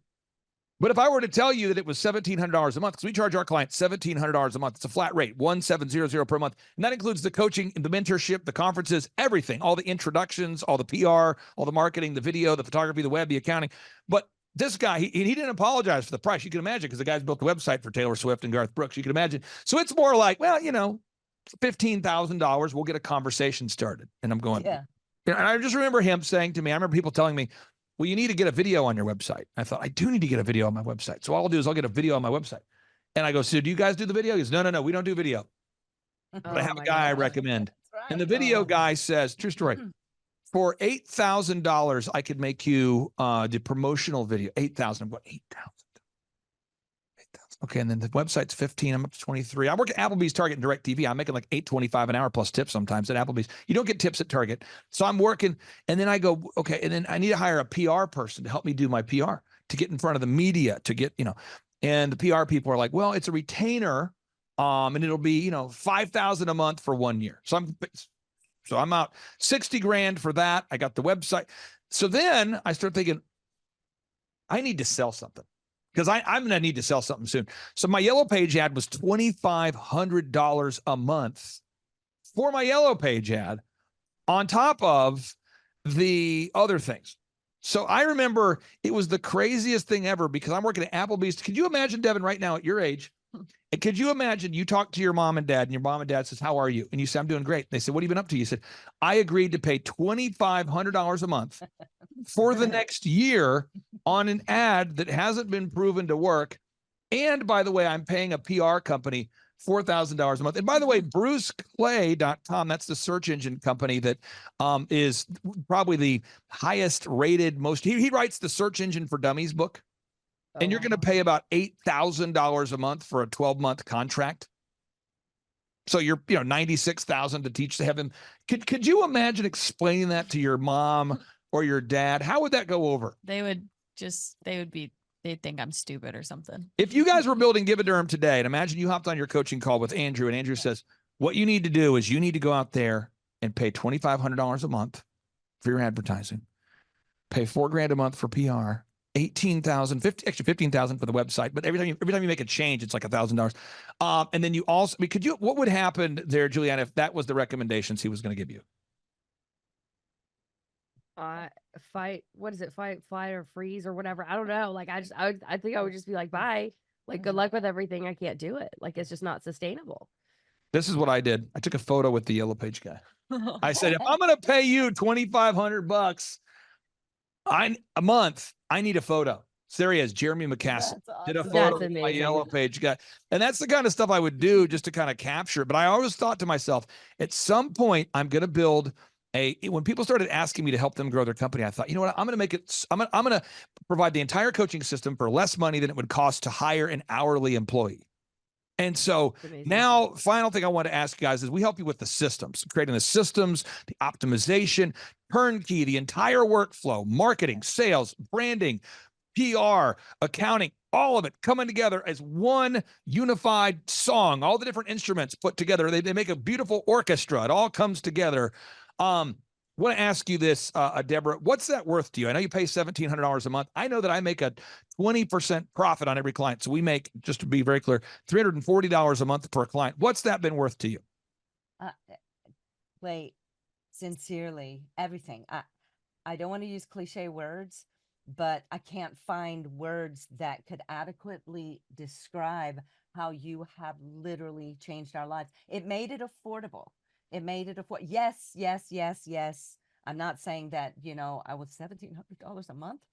But then when you saw everything that is included, it's like, oh my gosh, it's only $1,700 a month. But it has changed our life. Our company, I can say hand on heart, our company would not be where it is without you guys. Hand on heart. There's absolutely no way. You've brought us the experience, the connections, the consistency, the kick in the pants when we needed it. Oh, we didn't need it hardly at all, Andrew. And so we're just there's sincerely, it's very hard to express how amazed we are. And we do feel like God was on this from the beginning. And we thank him for introducing us to you guys. And then you guys have just We've literally hitched our wagon to your horses, That's and that's true. what it's been like. That's what It's we true. talk about that a lot, and we're pinching ourselves. I mean, how often can someone say in 2.5 days we bettered a month's worth of sales, which was 4,000% higher than the year before? I mean, and the phone's blowing up. I mean, Now, obviously, Deborah is paying us, Devin, to say that. So we'll go to a more reasonable person. Juliana, how would you describe it? Because there's somebody out there right now who believes that they don't qualify for success. That's what I hear all the time. And I grew up poor, and I'll never forget what it was like to be poor. And so I never want anybody to think they don't qualify. We have scholarship options to make it work for people. But what would you say to somebody who's on the outside of the website right now, listening to this show, and they're like, I don't know if it'll work for me? What would you say? Don't be afraid, and don't be afraid to admit where you are now. Because honestly, it was really, when we did our assessment with you, Clay, we were like, well, we're doing this much a month, and that's embarrassing, and we're doing this one, and we didn't think we would qualify. I mean, we didn't. And I think to really understand your heart for people and your heart for excellence for people. And like Mom said, I think I've told you this before, but it was absolutely uncanny to the point that at one point we had it's like a connection, an additional connection with you. And that morning, and then that afternoon, one of our biggest influencers mentioned us in her broadcast. Yeah. And so literally you carry so much momentum. So I would say to anybody out there that's considering doing this, to give it a shot, to just go Please don't for it. hesitate. And honestly, just look at your budget and take out the things that are unnecessary so that you can afford to do this business coaching, because what you're getting is absolutely outrageous. And for whatever it's worth, I was even able to text Andrew multiple times. We're like panicked going, the website's down, or the website's blah, blah, blah. And he's like, we're on it. We're good. We got it done, handled it. And it was just like, oh my gosh, just to feel like we could trust fall with you guys when it is not none of this is my skill set. None of it. It's all uncomfortable. And to know that you have a well-oiled machine that we can go, oh, can we just come into that and just go, yes, I'll take your systems. It's incredible. It's been absolutely outrageous. And we look back and we laugh, but right now we are in a rocket ship. Yeah. And we're just going, oh gosh, we're going to have to, it's such a beautiful way. It's like, I think we're going to have to hire more people. And I think we're going to actually have to work, like literally have crews work around the clock for fulfillment. Yep. And, then we're going to do this and we're going to do that. And then we may have to go there. We may have to get more, more storage units. We may have to do whatever. And it's just, we're to that fun part, but it's also managing growth. Well, but what I love is that we can still even ask you, hey, where we are right now, is it wise to do this, or should we stay here? And it's incredible. It's been wonderful. My favorite part, and then I'll let you guys go. I love it when it's overwhelming. You're out of office space and everybody's selling something. That to me is the most exciting part where people begin to share a desk, they share a chair. It gets socially awkward because your desk, you recognize that a box of product has become your desk. You recognize that you're taking notes on boxes, and that's exciting stuff. That's where you can't find your wallet because everything's being shipped in and out. That's an exciting place to be. So I encourage everybody, check out the Givaderm product today for anybody out there, and don't not do it because I'm endorsing it. Check it out, givaderm.com. Go there, givaderm.com. Check it out there. And then the final question is, how do we accurately pronounce your last name? Because you spell your last name, it's Grimnes. So someone's going, Grimes. That's it. You got it the first time. If you add an S, you will pronounce it correctly. Yeah. So think of it. My dad would say, think of it as like, don't say this, Dad. He's like, think of it as like the grimness of the situation. I'm like, Dad, that's not good. Don't say that. No, don't. It's good. No. Bye. Like, anyway. Thank you, Team Grimness. Have a great day. You guys are doing a great job. Thank We'll you. talk to you soon. Thank you. It's been an honor. We'll talk to you soon. Bye-bye. Bye. Hi, I'm Ryan Wimpy. And I'm Rachel Wimpy, and the name of our business is Tip Top Canine. Our business is a dog training business. We help people with behavioral issues and teach their dog how to listen. When I was learning to become a dog trainer, we didn't learn anything about internet marketing or advertising or anything at all. Just dog training. And that's what's so great about working with Clay and his team, because they do it all for us. So that we can focus on our passion, and that's training dogs. Clay and his team here, they're so enthusiastic. Their energy is off the charts. Never a dull moment here at Thrive. We've been working with Clay and his team for the last 5 months, 2 of which have been our biggest months ever. 1, our biggest gross by 35%. Clay's helped us make anything from brochures to stickers, new business cards, new logos, scripts for phones, script for email, script for text message, scripting for everything. How I would describe the weekly meetings with Clay and his team are awesome. They're so effective. It's worth every minute. Things get done. We'll ask for things like different flyers, and they're done before our hour is up. So it's just awesome, extremely effective. If you don't use Clay and his team, you're probably going to be pulling your hair out, or you're going to spend half of your time trying to figure out the online marketing game and producing your own flyers and marketing materials, print materials, all the stuff like that. You're really losing a lot as far as lost productivity and lost time, not having a professional do it that has a real sense of urgency and that actually knows what they're doing when you already have something that's your core focus that you already know how to do. You would also be missing out with all the time and financial freedom that you would have working with Clay and his team. We would recommend Clay and his team to other business owners because they need to be working on their business, not just trying to figure out the online game, which is complex and changing daily. So no one has a marketing team too. Most people don't. They can't afford one, and their local web guy or a local person that they know probably can't do everything that a whole team and a whole floor of people can do in hours and not just weeks or months. There's a definite sense of urgency with Clay and his team. I used to have to ride other web people, really ride them to get stuff done, and stuff is done so fast here, and there's a real sense of urgency to get it done. All right, Thrive Nation, I want to tell you a story today about a gentleman I had the opportunity to meet years and years ago, and he has really scaled his company. He's been just a great friend, and he's a guy who money's a magnifier. So when you help somebody make more money, it just makes them more of who they are. He's a generous man. He's a hardworking man. He's actually a CPA. Some people tell me, Clay, doesn't a CPA stand for a certified pain in the ass? I don't think that's always true, folks. There are some good ones out there, and we're joined here with a longtime client, Paul Hood. Welcome to the Thrivetime Show. How are you, sir?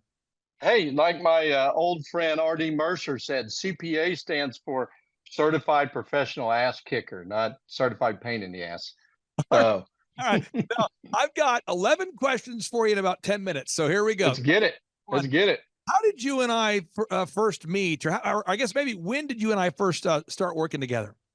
So back in the day, I had I still do have a really nice car. And I was sitting at a restaurant and the manager came up and said, "Hey, do you know this guy, Steve Currington?" And I said, "No." And I said, "Why?" And he said, "Well, because he's got these nice cars and you really need to meet him." So I met Steve, and the first time I met him, he was dressed up in a Hulk outfit at a fundraiser, yelling Hulk smash over the place. And I had been searching, Clay. I had built a business that was doing about $3 million, had about 3 offices, and I wanted to go from successful to systematic. And I asked Steve, "Who do I talk to?" And he said, "You got to meet my guy." And then he got me to one of your workshops. I said, "Holy smokes. I went to one of the best accounting schools in the country, and they didn't teach anything that you were teaching." So I was lit from the day one. Now, I remember when you came to the conference and watching you take notes. I mean, you were smoking out that we had a notebook for taking notes, and it was like the piece of paper was going to set to fire because you were taking so many notes and you were engaging with all the different successful entrepreneurs. And I knew that your business was going to scale because previous to meeting me, you'd already built a successful business. You were top of your class in college, but I knew you could scale. Just to give the listeners some sort of an idea in their mind, how much have you grown from the time that you and I first met to now, just to give you some context? Yeah, so last year, Clay, so we went from about $3 million in revenue with 3 offices to now we have 17 offices across 4 states. And last year we did $20 million. And, we're poised now. My industry is in a kind of a change or die scenario. And we are literally fighting off private equity companies that are wanting to throw money at us to be a part of what we're doing, because you helped me create what in my world they call a platform firm. How do you take a wisdom-based business and scale it? And it was actually, pretty simple. It's actually made me angry. I've told you multiple times, I went to college and they didn't teach me this stuff. And you're saying, have a meeting with your people. Well, what does that mean? And you played a massive role in our expansion. Well, Paul, I want to talk to you about this. This might feel like a backhanded compliment, but that's not the way I mean it. You were graduating near the top of your class. I mean, you have been a very successful accountant before I met you, but I believe that when we met, you didn't have a website, and maybe that seems like it's a backhanded compliment. I don't want it to feel that way. I'm saying you were like top of your class CPA, but yet the marketing didn't match how quality of a service you provided. Maybe I'm getting that wrong. I'd love to get can you maybe talk about that? Because I believe you were a top of the class CPA with a non-existent website. Yeah. So, I hear what you're saying, Clay. You're saying is, oh my God, how'd this guy ever become as successful he was before he met me? But the reality is, again, business school, they teach you how to be a technician. They don't teach you how to grow a business, how to manage people, how to create leads, how to create that marketing funnel, that sales funnel that goes into it. And when I remember the first time we met individually, you said, well, let's look at your website. And I said, what website? Because, I'm a professional, and professionals get new business off of referrals. And dude, you turned on that website and we started getting Google reviews and videos. And I'll tell you, in the 3 months of the beginning of this year, my sales team closed 400 new clients in 3 months, all off of inbound calls, meaning they called us. And that's all because of what you've done with social media, with content and that website. So bravo. Now we talk about, one of the things that you did, which I loved, is there are what we call passive learners, people that watch information and they don't think about how to apply it to their lives. Then there's active learners. You are an active learner. You see something and you think, how can I apply this to my life? And so I remember when you came to the workshop, you almost immediately, we started talking about renovating your offices on the outside and the inside. So basically renovating the brand, like the website, the digital marketing, but also renovating the way your physical CPA practices looked inside. I think in your Claremore office, you renovated your Claremore office. I'm going to try to pull it up on the screen so people can see this. But you actually implemented so many of the things quickly. And so you actually went through the process of renovating your office inside and outside. Why did you decide to renovate your office on the inside and the outside after having been to workshops and conferences? Why did you decide to do that? Because very few people do that. Well, it was two things, Clay. The first thing is when I had clients coming to me and they'd say, they'd rather go to their dentist than see me. And, people buy what they want, not what they need. And we were selling what they needed, not what they wanted. And so we needed to portray a success-minded, a anti-CPA environment, if you will, with the slogans and the positive saying and the financial things. And it's kind of weird though, Clay, because if you compare your office and my office, they strangely look alike. I'm not saying I copied off of you, but they strangely look alike. Well, and the other thing, we want to sell success. We don't want to just do tax returns. We want to sell success. And that's what I jumped all over going to I told you one time, Clay, I could live in your office. It's the success and the positive and the motivation that's created. And so I wanted to recreate that in my offices. Now, other things that you implemented successfully, and again, I'm just trying to brag on some of the wonderful things you've been able to accomplish. And you and I had talked and you said, Clay, I have a desire in my heart to write a book. And so you and I worked together on writing your first book, Take a Look Under the Hood, which is a phenomenal book there. You and I did that together. And then the next book here is called Roadkill Tastes Like Chicken. And again, I can't help somebody to typeset a book or to make a cover if someone doesn't write the book. And so you were willing to put in the work, and then we were able to work together to produce the end result. What would you say to somebody who's on the outside of the website right now, who's thinking about becoming a client of ours? And we have sort of our business is designed, I only take on 160 clients. And so I work with a lot of the same people year after year after year. So what would you say about the amount of effort you had to put in to something like the website or writing the book? And then maybe what would you say about what kind of work we put in, just so you kind of explain how that relationship works? Yeah, Clay, I'm still astonished at what all you guys were willing to do. You took and you proved to me that you can do this with any business. A business that wants to grow, a business that wants to be seen, a business that wants to measure profitability, a business that wants to start with the end in mind. You have all the tools to do that. And again, I'm Clay, I'm waiting for the check in the mail, but you're not paying me to say this stuff. It's reality. And I always said, and we've sent you a lot of clients over the years, that you're the offense, I'm the defense. You show them how to make it, I show them how to keep it. And I wrote the first book. Really, frankly, you wrote most of the book. I mean, I went through, you did a lot of stuff, and I added some verbiage and made it, kind of more towards CPA, the defense side, if you will. And in the second book, you taught me that it's not about making money. It's about sowing seeds. It's about changing people's lives. It's about one of the first things that you and I talked about is, why am I wanting to do this? What's the intent? What difference am I going to make in the world? And with wealth, when you create wealth, you get attention, and therefore people give you credibility, and they're more apt to do, what you advise.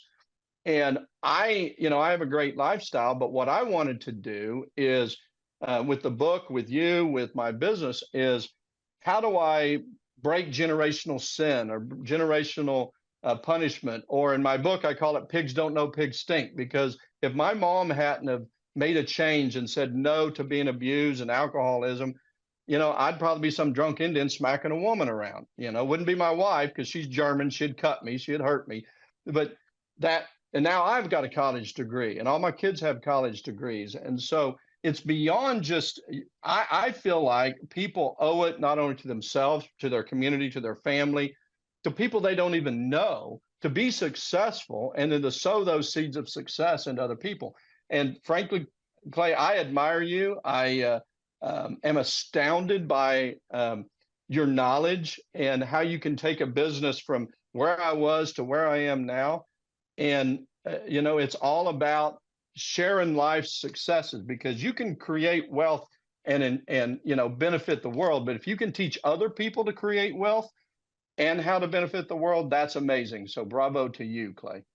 I appreciate that very much. I got three final questions for you. Three final questions. I want to tap into your wisdom on this. One of the things about your business that blew my mind is that if we typed in Tulsa CPAs into Google or whatever market you're in, we couldn't find you. So it's kind of hard for people sometimes to grasp the idea that the best accountant isn't findable, the best dentist isn't findable. People typically, they go to Google, they type in the search term, and whatever comes up top, that's who they call.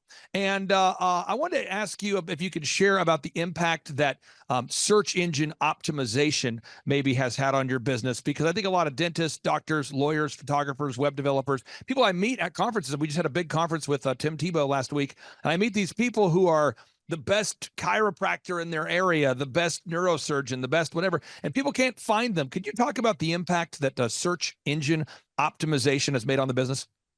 It's immeasurable, Clay. Earlier I had mentioned we brought in like 400 new clients organically in 3 months, 2.5 months. All of them were what's called inbound leads, meaning they reached out to me. They weren't referred to me by another client. They were actually Googled, and CPAs, and they looked at reviews and videos. And so, when you and I first met, I said, people don't look for CPAs on Google. They call their friends or whatever. And you smiled and shook your head and said, okay. And you set out to prove me wrong, and you did. And so anybody, especially in the service business, you can call me, and I'll tell you that I didn't believe Clay Clark for a minute, but it has magnified the reach that we have. And what it's done for us, Clay, it's allowed us to be selective on what clients we take. And these clients are calling us. We don't have to pick up the phone and call them. They're calling us. And it's 100% off of Google reviews, Google searches. So I'll admit it right here. you proved me wrong. People do look for CPAs off of Google. They look for doctors, dentists, attorneys as well. Now, my final 90 seconds here for you in the hot seat. The conferences. Dr. Zellner participates in the conferences. We've had Tim Tebow, Michael Levine. We've had the head of Harley Davidson. I mean, over the years, we just continue to bring in new folks. But when you get past the big names, could you maybe describe what the conferences are like, or what kind of an impact the conferences had on your business? Yeah. So the main thing is, as a business owner, there was plenty of times I felt like I'm alone. There's nobody that thinks like me. I've got great staff, but, they go home at the end of the day, and you fight negativity and all that. And you don't know what you're doing. Nobody taught me how to be a successful business owner in business school. And then I go to your workshop. It's positive. I'm surrounded by forward, positive thinking, hardworking, success-minded people. And then you start laying out the very simplistic methodologies, because Clay, you taught me there is a pattern to success. And here's what you do. And in your workshops, for the price, my gosh, you need to quadruple the cost of that going in there, because if somebody, now here's what I really like about it. I'm not an excuse maker. I don't make excuses. And a lot of people like to go and, I can't do it. I don't know what I'm doing. Or my mama couldn't, my dad couldn't, so I can't. And your workshops take all excuses away. All you got to do is be willing to put in some effort and show up. There's a pattern to success. It's teachable, it's replicatable, and it's engaging. I would absolutely recommend anybody and everybody to go to your workshop, because one, you're going to walk out of there, you're going to be on fire, you're ready to go. But Clay, you give practical steps on what to do. And all they got to do is do it. And that's what I did, even though I didn't believe you. And you proved me wrong. And here we are. We're 5 times the size we were when, like 7 times almost the size we were when we met you a few years ago. Final question for you. People, when they think about growing a business, they think about sales, they think about marketing, they think about accounting, they think about workflow, they think about human resources, they think about public speaking, they think about PR, they think about social media ads. And people always ask me, they go, okay, so you help people with workflows, or they'll go, okay, so you're the website guy, or you're the book writing guy, or you're the whatever guy. How would you describe what it is that our business coaching platform does, or what it's done for you? So what you've done for me, and what I've seen you do for clients, is you clearly define the success pattern. The success pattern that you taught me is you define where you're at, you define where you want to go, you create a plan, you execute the plan, you measure results, you modify the plan. In that plan, there's a lot of consistencies, no matter if you're a pool business, if you're a lawn business, or you're a CPA. And so what you did was, and I'm a proponent of going to college, especially as a CPA, you have to. But if I didn't have to, I could have skipped all that crap and hung out with you for a couple of years and learned every step of the way, because every business that I've sent to you or that I work with, maybe they're good in this area, but they're not good in these areas. And so to be able to bring the thing full circle, regardless, and Clay, and again, this is a compliment. You've done this with many, many different businesses. You're the guy that takes away excuses. If you want to be successful, there's a pattern. Show up, do the work, modify your plan, and reap the rewards. Paul, I really do appreciate you. And I want people to know about the resources that you provide. You have a wonderful team there at hoodcpas.com, hoodcpas.com. We have, typically about 1 million listeners that will listen to this show on a typical week or every couple of weeks. What are the solutions that you provide there at paulhood.com, paulhood.com? Well, so what we do is we're different than most CPAs, because my industry is in really a change or die scenario. 75% of CPAs are at above retirement age. There's about 90% of the firms that are out there are potential acquisition targets. So what we have to do is we have to re-envision, and you help me with this, re-envision what we do. We sell success, Clay, just like you do. We're not marketing people, though. So like I said, you're the offense, we're the defense. We teach people how to minimize their income tax, how to maximize returns. How do you keep more, save more, and protect more? And we do it in a format, Clay, that's a membership type model to where it's a fixed fee. So every time you call us, you're not getting a bill. And the same thing, it's very predictable. Keep more, save more, protect more, not just do your tax return.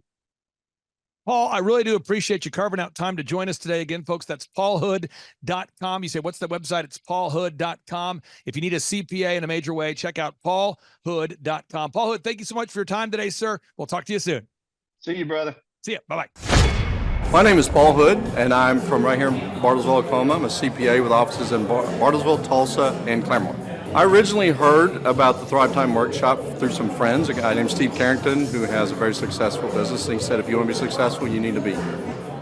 My business, it consists, I'm a CPA and a financial advisor, and we're very successful. I wanted to go from successful to systematic. I wanted to learn systems and processes so that the business can run without me. The atmosphere here at Thrive and Clay's office and the team is very upbeat, very positive, very proactive, very forward-looking. They have very specific things that they can offer. Clay's delivery is very unique. He's one of the most intelligent people I've ever met, but he's also one of the funniest guys I've ever met. So he combines those in a very awesome way. One of the most valuable things I've learned at the workshop is to be very deliberate, to be very specific, to have a plan in mind, and then they can help you put together the processes to get it done. Favorite aspect is probably just how entertaining it is, and the fact that I pick up 1 or 2 or 3 things every time I come to take my business to the next level. Well, if people are missing out on basically a plan, a guaranteed plan, pretty much if you're willing to work it to be successful. Most people, I think everybody should attend one of these workshops at least once, because you don't know what you don't know, and we're not taught to be successful in school. What I've learned is my college degree is great for preparing me to be a technician, but to be a business owner and to create a process or a business that can continue without me. I'm not there. I've been looking for such processes for a while, and what Clay is showing me is how to do that step by step. Well, I've enjoyed the entire workshop. What I've liked the most is Clay's presentation style. You go to seminars. I'm 49. I've gone to seminars for 30 years.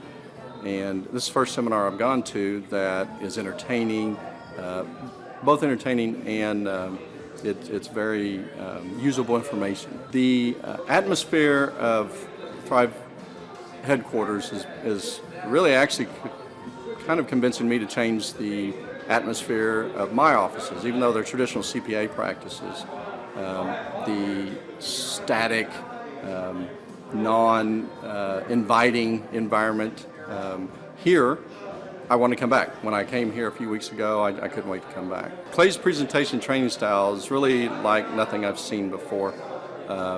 Most business seminars I've gone to, suit and tie, very, try to stay awake, drink a bunch of cups of coffee, but Clay's very entertaining. And the information he has is I haven't heard before. I've heard pieces of it, but the way he puts it together in a total package and his presentation style is both entertaining and very knowledgeable.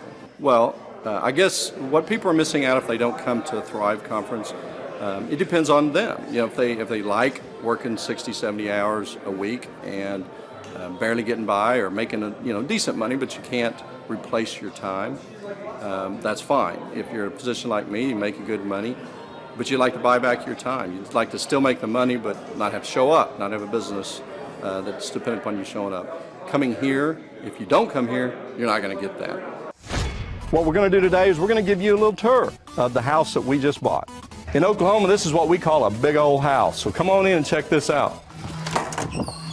All right, we bought this house about 1.5 years ago, and we've been finishing it. It was partially constructed, and so everything's under construction. So this is kind of a sneak preview for everybody. So follow me. This right here is the living room, family room, whatever you want to call it. It's got a bar for watching football, of course. Go Cowboys. It's got 50-foot ceilings. windows out to the pool. Really, really nice kitchen over here. We flew the bin hood in from Mexico. It was handmade. Let's go this way. This is a really unique room. There's a 6-story tower in the middle of the house. Don't know why. It's got 6 rooms straight up top. You can go 85 feet in the air, shoot deer, take pictures, whatever you want to do. See the sunrise, sunset. This will be a photography studio actually. But you see, it's got 25, 30-foot ceilings up here. It's got we had to get a special permit. It's got a elevator that goes up 6 floors. Normally in a residence, you can only get like a 3 or 4-story elevator. Again, just 6 rooms like this. On the 3rd floor, I'm going to have, I suck at golf. I love golf, but I suck at golf. And we're going to have a golf simulator up there so I can play golf for 30 minutes. I get mad and I can leave, but it's all inside and air conditioned. Over here off of the photography studio, there's actually a safe room. It's all concrete walls. We had a steel door made for it, and so tornadoes come or people we don't really care, whatever, it's a safe room, we can come in. It's going to have security cameras and everything else in there built in. Now down this hall is my favorite room. Well, there are 2 favorite rooms. One, there is the pantry, and there's a stairwell right there in the back of the pantry that actually leads from my bedroom. So if I want a snack in the middle of the night, it comes straight down from the bedroom. There are 109 interior doors here, 33 exterior doors, 25,000 square feet. It's got 5 garages, different garages. This is the best room in the place. We teach success principles at Hood & Associates CPAs, and one of them is just to have balance between your personal life, your finances, your fitness, your friends, your family. And so for fitness, I've got this. This is, I'll spend a lot of time in here. And of course, right out here, it's all under construction. There's stuff everywhere, but about a 70,000 gallon swimming pool.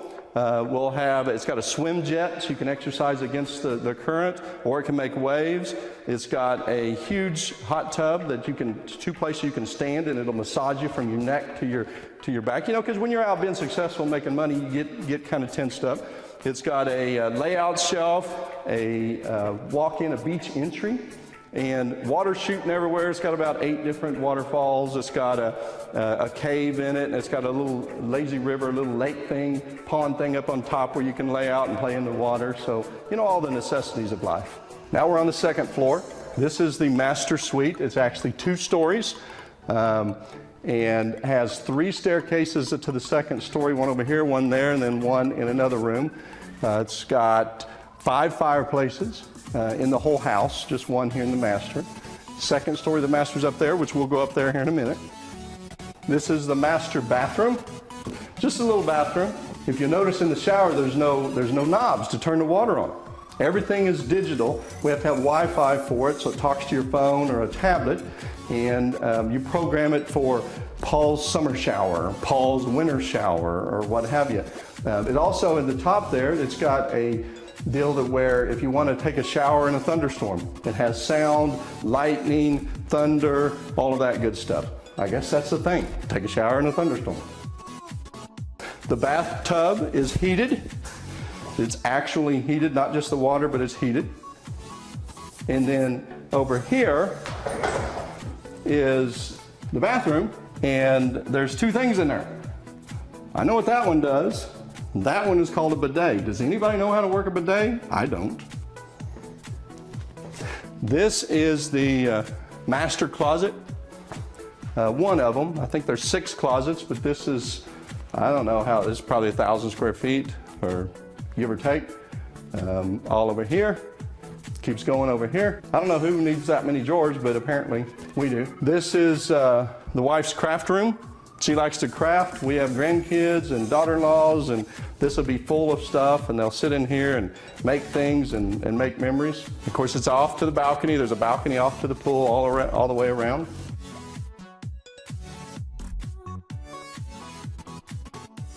Those of you that know me or that will get to know me know I like shoes, and so there's tons of places to put my shoes in that closet. That's what I'm excited about. This is the The house has 3 laundry rooms. This is the master bedroom laundry room. This is just part of the master suite. So we can do laundry right here. This is just a little storage room. You know, you gotta have a place to put suitcases and shoe boxes and stuff like that. Just a little extra thing. It's wired for the smart home. So this is one of the brains. Now we're circling back. If you get lost, we're circling back to the master bathroom, another closet. Right here's that stairway I said that goes down to the pantry in case I want a snack. This room here I'm excited about. This is, we have 3 grandkids and a 4th on the way. And the house is so big that if our grandkids come and stay with us, we want them to be close. So this is just like an extra bedroom attached to the master suite. Now let's go upstairs to the 2nd floor of the master. This is a stairway, one of the second of 3 stairways to the 2nd floor. It's actually 3rd floor of the house, 2nd floor of the master. We think we're going to make this a slide, because that right there, room we just came from, was the grandkids' bedroom. So they're going to be able to come up to our 2nd floor, slide down into their bedroom. What do you think about that? I think that's a necessity. This is the 3rd story of the house, 2nd story of the master bedroom.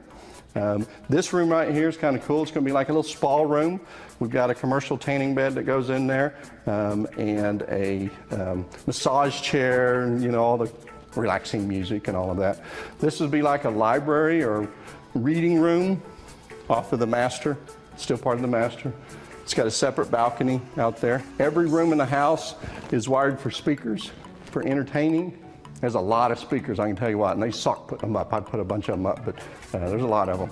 These fans are really cool. They spin like this, and then the fans inside of them spin. So you just got like 3 different motions going on at once. Okay, so we're now back on the 2nd story of the house, over by the tower. This is my office. This is where my office will be. And then we can go over here and you can see the 2nd floor of the tower. Now on the 3rd floor of the tower, I'm going to put a golf simulator, like I said earlier, because I suck at golf, but I want to play. But you can see, we just got to keep our grandkids, because we have 3 granddaughters, they'll be okay, but I have a grandson coming, and I know he's going to want to be climbing. We're going to have to be careful of that. This is this will be just an entertaining room, a game room. There'll be a pool table here. Kids play Fortnite. Now over here is when you have a game room, you also got to have a place to have snacks. So this is our snack kitchen. This is one of 3 kitchens in the house. Like I say, there's 3 laundry rooms, 3 kitchens. There are 13 bathrooms. This is kind of cool. But this is for entertaining. I was looking to learn how to take my business, like they've said today, from being very successful to being systematic. I've got a very successful practice in 3 different cities, make good money.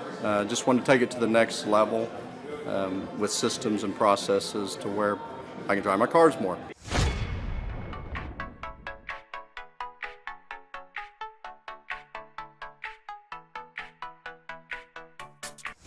Paul Hood. I've been a CPA for 33 years. And what kind of growth have you and your great team had here over the past, let's say, 5-6 years? The last 5, when I met you 5 years ago, we were doing 3 million. This year we'll do 24 million. Which is more than, and he's an accountant. So we're going to talk about that. So Paul introduced me to Bob because he said there's a guy that came into my office looking to raise some capital. I think that was the thing. And he needed to get some sales going. That's how. And so if we tell Paul, from the accounting perspective, I'm going to pass the mic to you. You do accounting. Why do you have to have a website that makes sense and all that branding stuff? How has that impacted your brand, having websites and all those branding things in place? Well, when I met you, like most CPAs, I thought my clients only come from referrals, but we get 500 leads in a 2-month period every month just off of Google. And so this is my face. We have 17 offices across 4 states. We have in every state, but this is our face. Like what you were, it's visual, and it also us to say why we're different. That about us from there is spectacular, and it just it's an industry that is changing. We're modifying it. We're going to we offer our services in a subscription model to where it's all inclusive, and it's just been awesome. will determine the level of success? So success in business is not what you know how to do, it's actually doing it. And so the thing that I would tell you is stop it.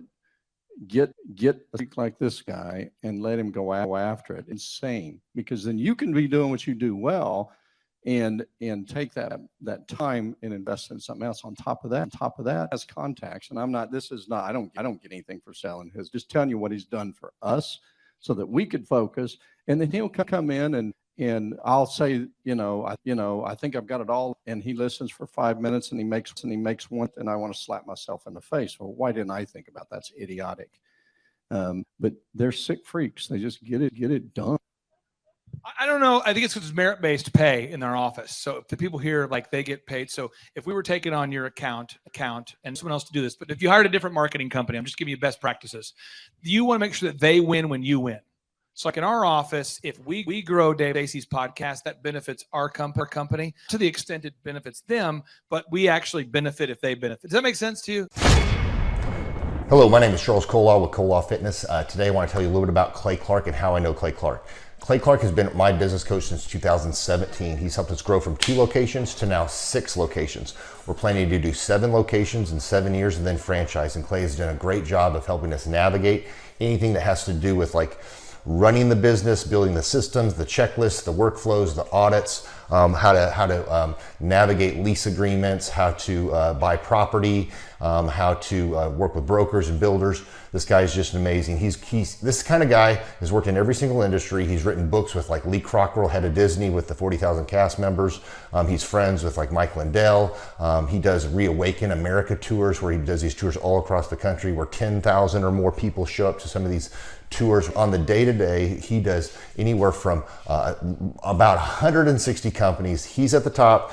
He has a team of business coaches, videographers, and graphic designers and web developers, and they run 160 companies every single week. So think of this guy with a team of business coaches running 160 companies. So in the weekly, he's running 160 companies.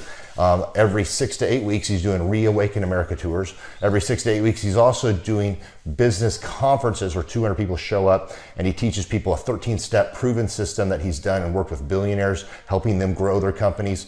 So I've seen guys from startups go from startup to being multimillionaires, teaching people how to get time freedom and financial freedom through the system. Critical thinking, document creation, putting it into organizing everything in their head to building into a franchisable, scalable business. Like one of his businesses has like 500 franchises. That's just one of the companies or brands that he works with. So amazing guy. Elon Musk kind of like smart guy. He kind of comes off sometimes as socially awkward, but he's so brilliant and he's taught me so much.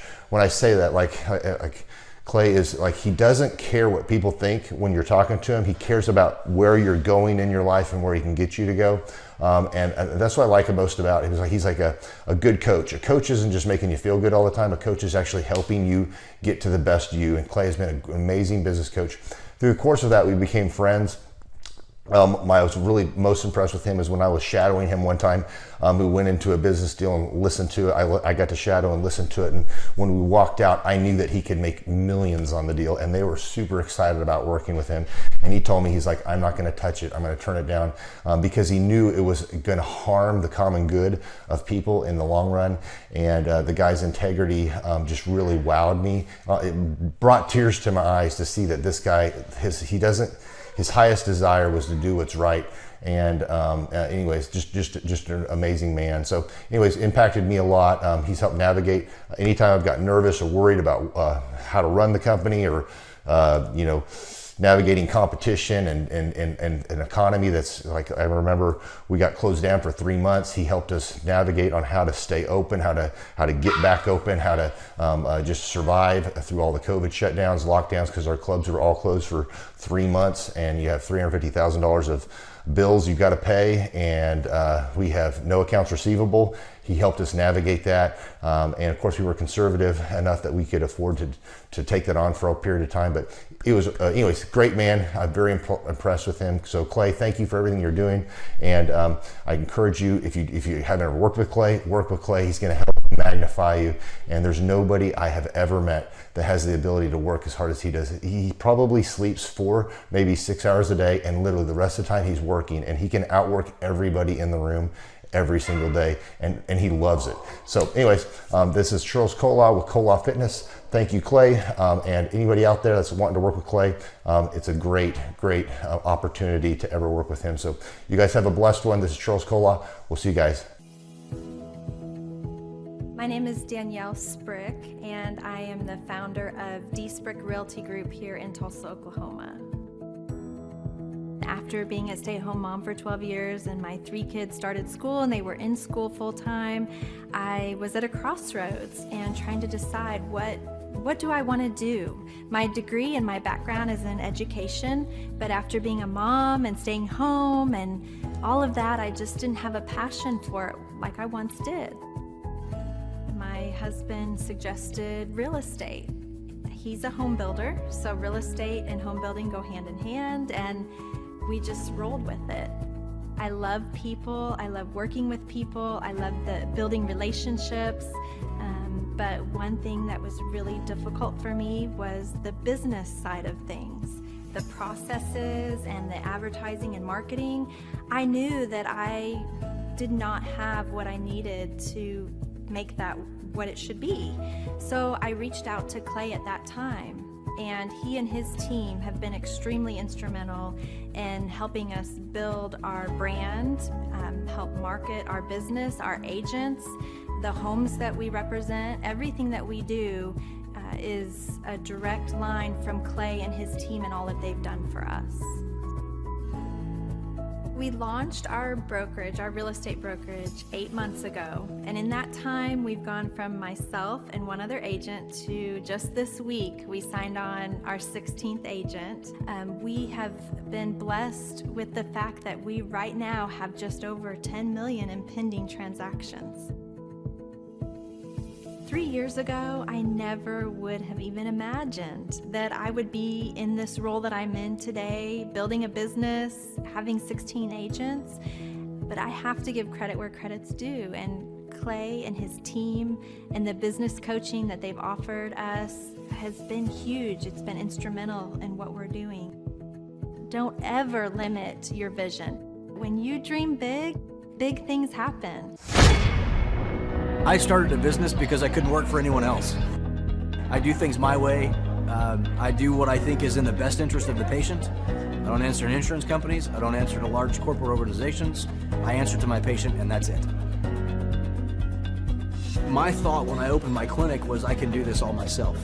I don't need additional outside help in many ways. I went to medical school. I can figure this out. But it was a very, very steep learning curve. Within the first 6 months of opening my clinic, I had a $63,000 embezzlement. I lost multiple employees. Clay helped us weather the storm of some of the things that are just a lot of people experience, especially in the medical world. He was instrumental in helping with the specific written business plan. He's been instrumental in hiring good quality employees, using the processes that he outlines for getting in good talent, which is extremely difficult. He helped me in securing the business loans. He helped me with web development and search engine optimization. We've been able to really keep a steady stream of clients coming in because they found us on the web. With everything that I encountered, everything that I experienced, I quickly learned it is worth every penny to have someone in your team that can walk you through and even avoid some of the pitfalls that are almost invariable in starting your own business. I'm Dr. Chad Edwards, and I own Revolution Health and Wellness Clinic. Clay, my honor to be on your show, and thank you for all you do. I hear the ripple effects from you are good ripple effects. You know what I mean? People rave about what they learned from you, so congratulations. Sean, guess what's happening April 9th and 10th, 2026? We are probably going to have an amazing business conference here at Tulsa Jerusalem. Yes, we're joined by Tim Tebow. Tim Tebow is going to be joining us right here at the Thrivetime Show World Headquarters June 5th and 6th. He's a very successful football player, obviously a Heisman Award winner, but he's also a very successful entrepreneur. Now, when you work with real clients, Sean, real clients you really work with to help them grow their companies, do you ever hear a business owner tell you that they didn't have time to get something done? Every day. How often is not having enough time a problem for business owners? All the time. It's like maybe 90% of the issues as people are trying to grow their company. Well, Tim Tebow is going to come join us here at the in-person Thrivetime Show 2-day interactive business workshop, and he's going to teach us time management and his approach to personal self-discipline and getting things done. Also at the workshop, I'll put up on the website so people can see it here. Also at the 2-day interactive workshop, Sean, we are going to be, there it is. We're going to be teaching accounting, systems creation, marketing, human resources, how to hire, inspire, train, and retain great people, accounting, social media advertising, search engine optimization. Sean, what's the area where most clients ask you for help the most? Is it generating leads? Is it hiring people? What's the biggest issue that most business owners have by default before they come to one of our workshops? Well, I think it's management, because time is the most valuable resource for these business owners, and being able to manage their time is the first thing. Once they get that under control, then generally the numbers, being able to track their business and be able to make the best decisions based on numbers rather than emotions is a big area. And we teach all of this stuff at the business conference, particularly you, Clay. You love to hammer on time management. It's my favorite part of the conference. Now, I'm going to pull this up real quick here because we're going to go through. If you're not excited, I want to get you excited about what we're going to cover at the workshop here. Okay. All right. The 2-day interactive workshop. This is my 20th year hosting workshops. So I'm telling you, folks, we're in rare form here. So one is the idea of establishing your revenue goals. I think most entrepreneurs don't know their revenue goals. Would you agree, or am I off my rocker? No, that's totally a very important point we do with every one of our new clients that come on board, is we have to establish the revenue goals. And generally speaking, we have a vague idea, but not an exact idea that can be engineered down into like the daily goals for sales. And so that's a really big one. Now, next is the break-even numbers. What kind of sales do you have to do to even break even? Yeah. Third is, how many hours per week do you want to work? What is your ideal schedule as an entrepreneur? Box number 4, how do you stand out in the clutter of commerce? What makes your company unique from all the different businesses? In a world of brown cows, herds of brown cows, proverbial brown cows, the analogy of brown cows, how can you be the purple cow that stands out? How can you be the squeaky wheel that gets the oil? Box number 5, branding. How do you improve the perception that people have of you, your business, your brand? Box number 6, marketing, your 3-legged marketing stool. What is a turnkey way for you and your company to generate leads so you can succeed? Because if you don't have any leads, your business will bleed. If you can't sell, your business will go to hell. You've got to generate leads. Sean, how often do business owners by default tell you they have a hard time generating leads? It's almost all of the time. It's really a huge struggle. And many times they may be creating leads, but just through word of mouth. So they get to a point where we've implemented systems, and then they need to create more leads, but they've never had to do it. So there's a lot of different scenarios where business owners are like, how do you create leads? Something we hammer on at the conference a lot. Box number 7, create a sales conversion system. Again, box number 7, create a sales conversion system. Sales scripts, recorded calls, one-sheets, pre-written emails, lead trackers, all of the sales tools, the sales print pieces, the one-sheets, the big screens that you see inside the business. Whether you're a doctor, you're a dentist, you're a lawyer, you got to have sales systems in place. We help you with that. Box number 8, what does it cost you to get another customer? Step number 8, what does it cost you to actually acquire a customer? Step number 9, it's hard to build an organization if you're not organized. We're going to teach you how to create repeatable systems, processes, file organization. Box number 10, we're going to teach you how to manage people, real people on the planet Earth. This just in, we're going to teach you how to manage real people on the planet Earth. Box number 11, how to create a sustainable schedule that works for you and your family. Step number 12, how to create human resources systems for recruiting, hiring, training, and retaining great people.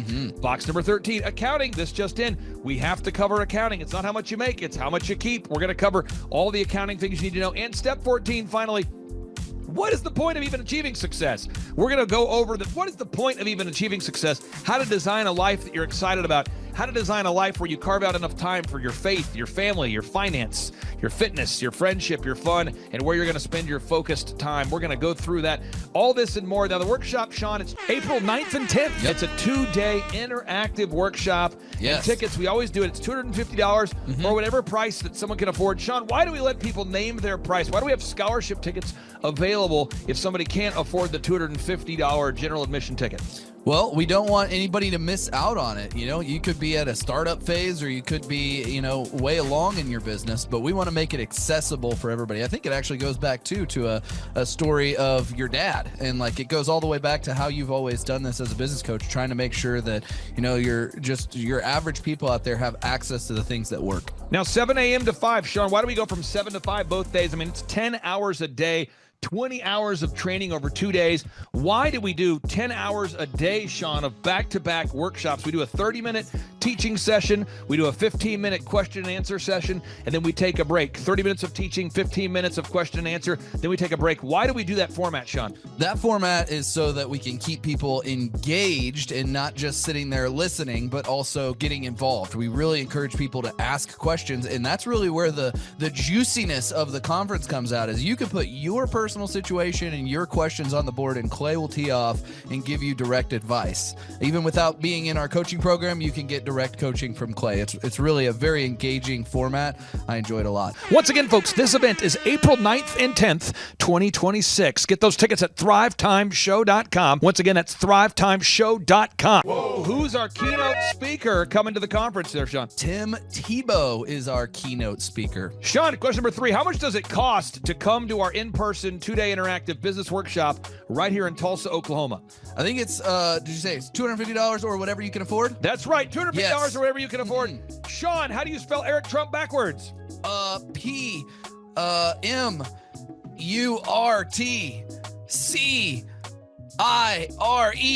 Ooh, that took a long time. I'll have to listen to this. And you did it right. All right, again, that's Sean Lohman. I'm Clay Clark, inviting you to come join us at the in-person Thrivetime Show 2-day interactive workshop. This event is April 9th and 10th, 2026. Get those tickets at thrivetimeshow.com. Once again, that's thrivetimeshow.com. Right here in Tulsa, Oklahoma, Tim Tebow, baby. It's Tebow time. Oh, yeah. Tulsa, Jerusalem. You could be anywhere doing a lot of different things, but you chose to be here. Clay Clark is here somewhere. Where's my buddy Clay? Clay's the greatest. I met his goats today. I met his dogs. I met his chickens. I saw his compound. He's like the greatest guy. I ran from his goats, his chickens, his dogs. So this guy's like the greatest marketer you've ever seen, right? His entire life, Clay Clark, his entire life is marketing.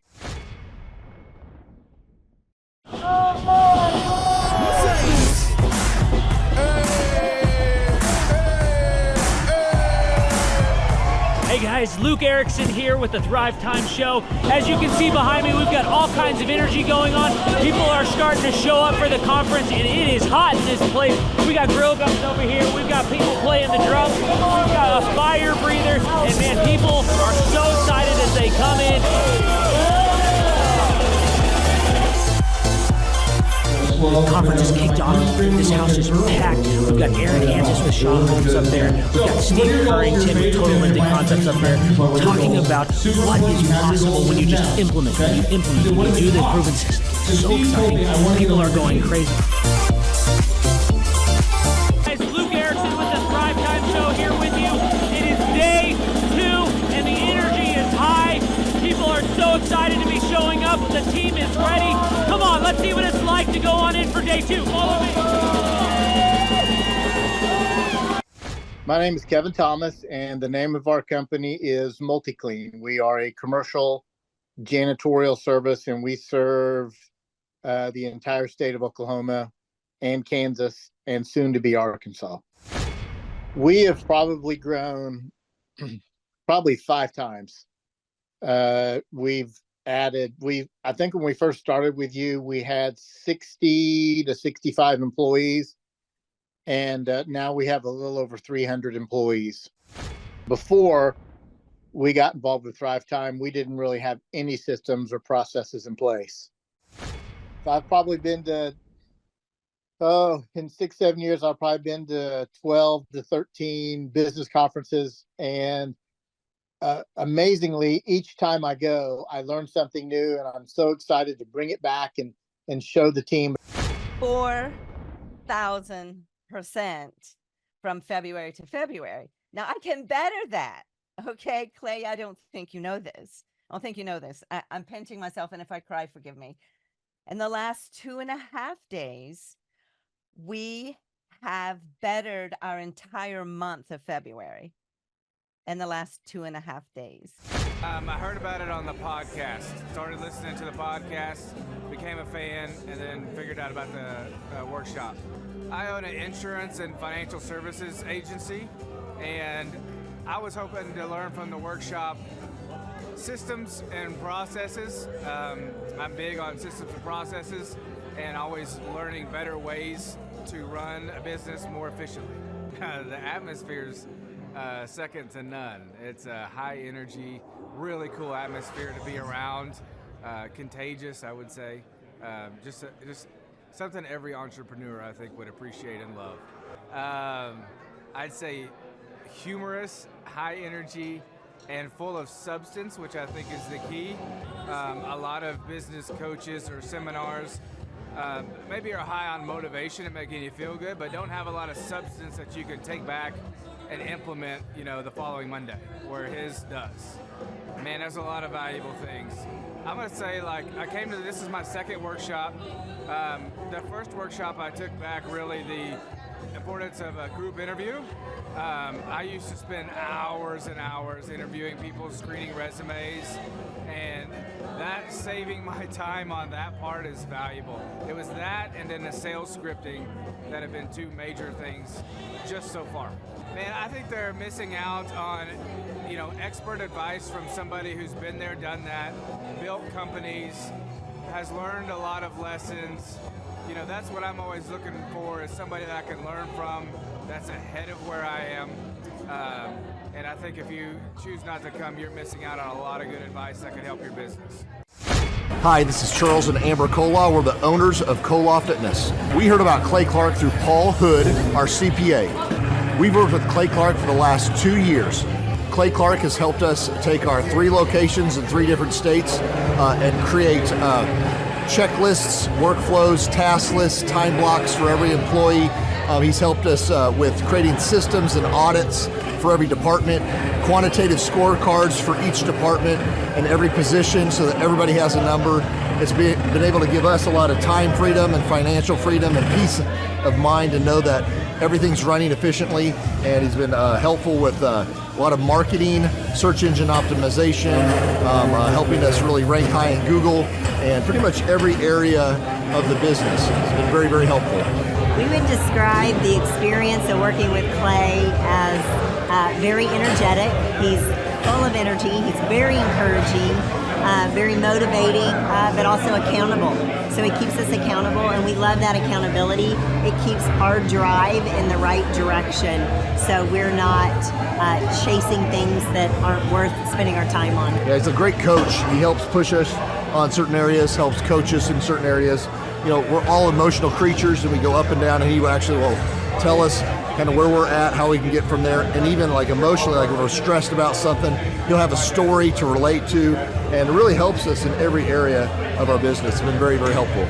I think Clay's ability to have a whole team behind him that help him with all of his clients, all his coaching clients, is that it allows Clay to do what he's really good at, and that's working one-on-one with the client and coaching them. And then he can have his amazing staff come in and help you accomplish all these goals that you're setting. And of course, he has all these resources, whether it's videographers or whether it's web developers, that they can quickly jump on your project, knock things out.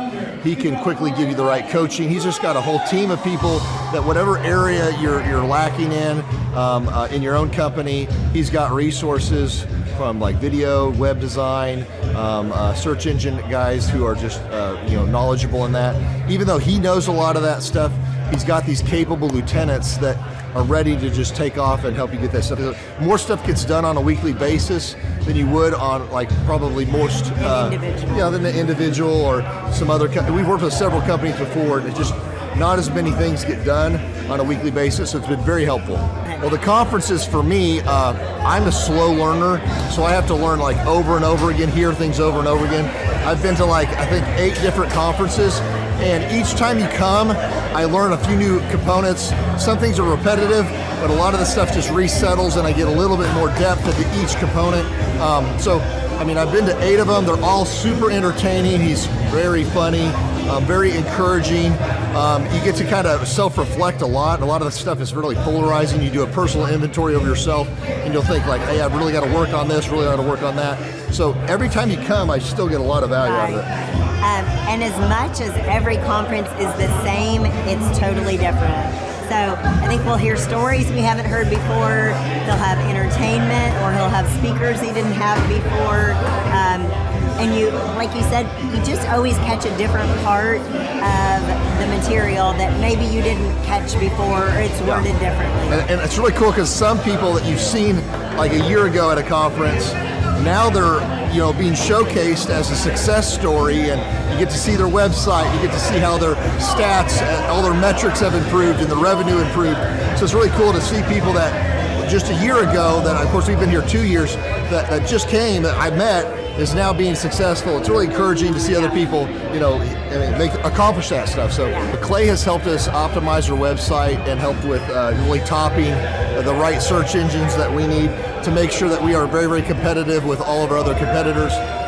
He's done, basically he outlines exactly what you need to be accomplishing, and he creates tasks that we have to accomplish and his team has to accomplish. And I would say over the last 2 years, we've totally ramped our website. We're topping Google in every one of our markets. We're just doing, I would say just doing really, really good. I feel very, very confident in all of our future locations and making sure that we're in front of the ideal and likely buyer. It's very encouraging. It's important to me to know when I'm working with Clay, I've been in business for a while and met with him even when I already had three businesses in 3 different states, and to know that what I share with him is staying private. He's not sending that out to anybody else. To know that when he's working with me, he's only working with no other gyms that are in direct competition with me. It's very encouraging to have somebody you can trust and rely on, that he isn't going to somehow tell your trade secrets or give information away. Just really awesome that he's a trustworthy guy, really cares about you as a client. For us, it's been a complete mind freedom because Clay has helped us create a lot of different documents and one-sheets for every department, put quantitative scorecards to each department. And so for us, it's been very encouraging and gives us peace. That when, as an entrepreneur, it's stressful. You go to bed at night, you're worried, did we cover this, did we cover that? So he helps extract everything out of your brain, everything from your business, put it into document creation, put it into checklists and workflows for every person in each department, and make sure that everything's getting done every week, every month, and funnel that all into KPIs or key performance indicators that you can see on a weekly basis to make sure you're moving the needle in the right area of your company. So it's very encouraging and give you a complete mind freedom and peace to know that stuff's created, so you're easy to duplicate and scale your company.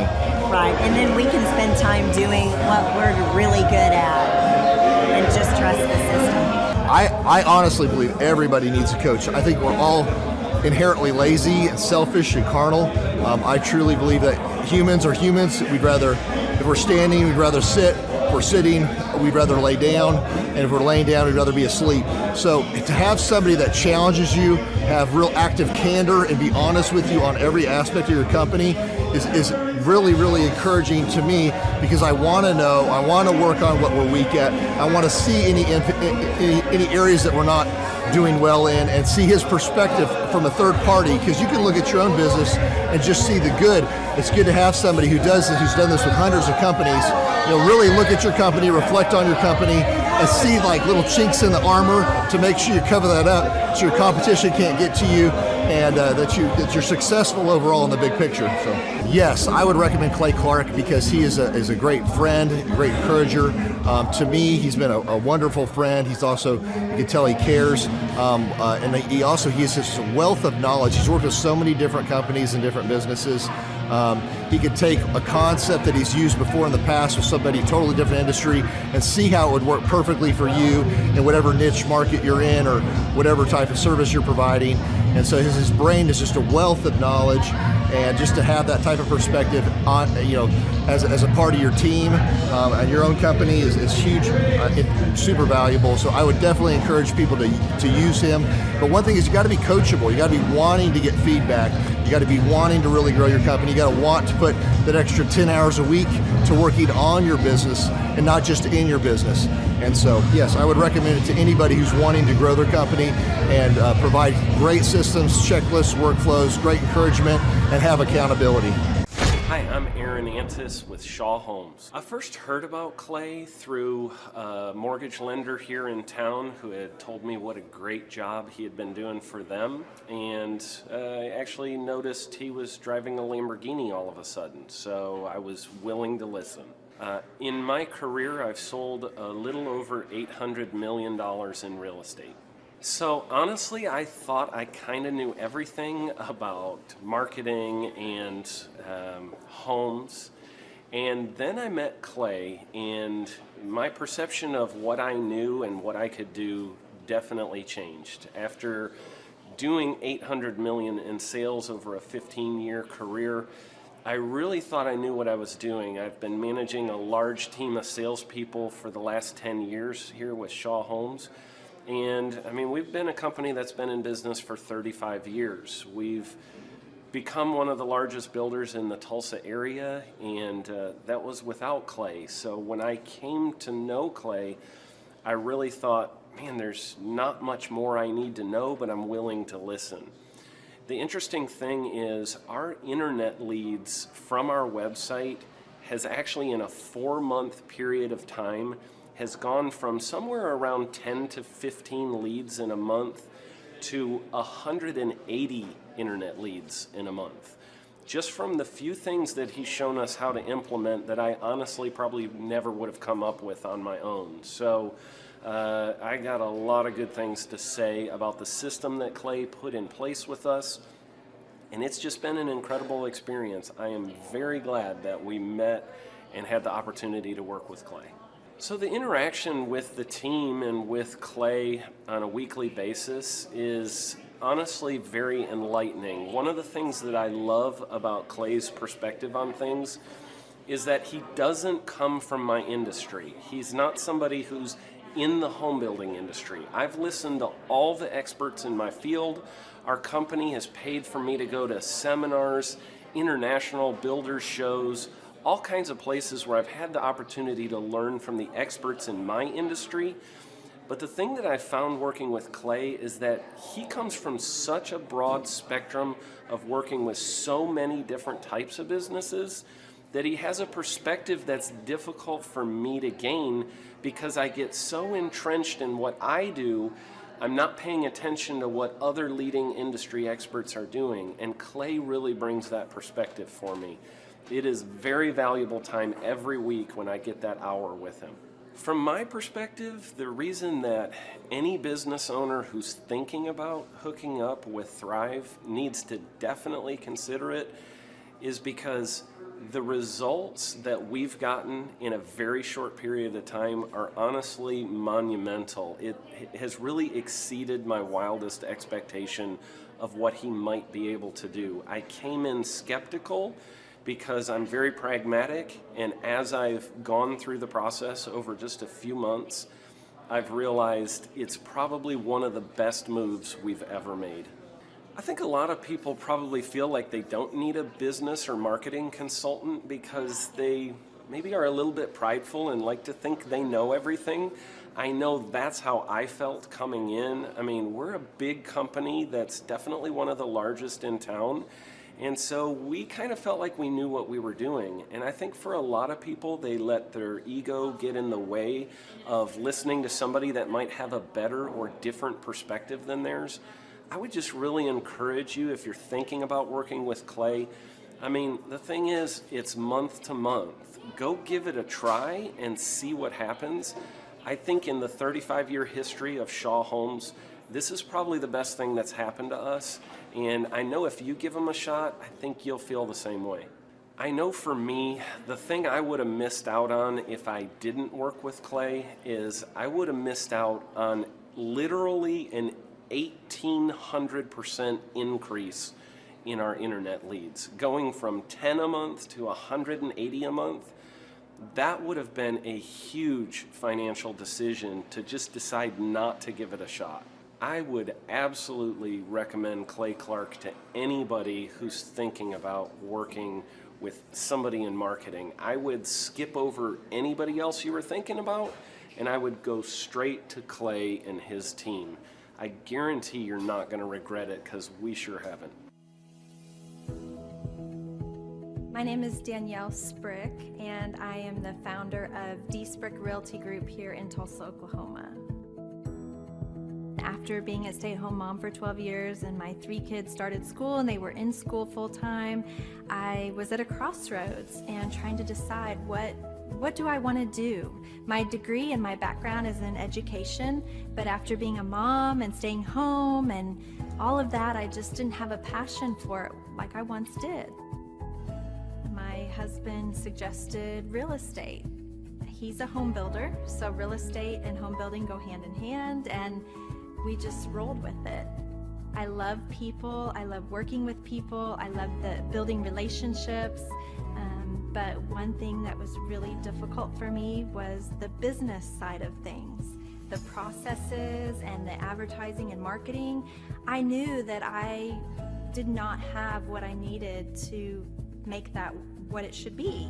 So I reached out to Clay at that time, and he and his team have been extremely instrumental in helping us build our brand, help market our business, our agents, the homes that we represent. Everything that we do is a direct line from Clay and his team and all that they've done for us. We launched our brokerage, our real estate brokerage, 8 months ago. And in that time, we've gone from myself and one other agent to just this week, we signed on our 16th agent. We have been blessed with the fact that we right now have just over 10 million in pending transactions. 3 years ago, I never would have even imagined that I would be in this role that I'm in today, building a business, having 16 agents. But I have to give credit where credit's due, and Clay and his team and the business coaching that they've offered us has been huge. It's been instrumental in what we're doing. Don't ever limit your vision. When you dream big, big things happen. I started a business because I couldn't work for anyone else. I do things my way. I do what I think is in the best interest of the patient. I don't answer to insurance companies. I don't answer to large corporate organizations. I answer to my patient, and that's it. My thought when I opened my clinic was I can do this all myself. I don't need additional outside help in many ways. I went to medical school. I can figure this out. But it was a very, very steep learning curve. Within the first 6 months of opening my clinic, I had a $63,000 embezzlement. I lost multiple employees. Clay helped us weather the storm of some of the things that are just a lot of people experience, especially in the medical world. He was instrumental in helping with the specific written business plan. He's been instrumental in hiring good quality employees, using the processes that he outlines for getting in good talent, which is extremely difficult. He helped me in securing the business loans. He helped me with web development and search engine optimization. We've been able to really keep a steady stream of clients coming in because they found us on the web. With everything that I encountered, everything that I experienced, I quickly learned it is worth every penny to have someone in your team that can walk you through and even avoid some of the pitfalls that are almost invariable in starting your own business. I'm Dr. Chad Edwards, and I own Revolution Health and Wellness Clinic. Clay, my honor to be on your show, and thank you for all you do. I hear the ripple effects from you are good ripple effects, you know what I mean? People rave about what they learned from you, so congratulations. And we went from expecting maybe 250,000 this year to we're at 400,000. Hi, I'm Kelsey with K&D's Woodruff Finishing, business owner at 23. So I've been working this K&D's company for about 5 years now, and we started working with Thrive not too long ago. And we went from expecting maybe 250,000 this year to we're at 400,000. That's what we're going to hit or exceed. So we're pretty excited about that.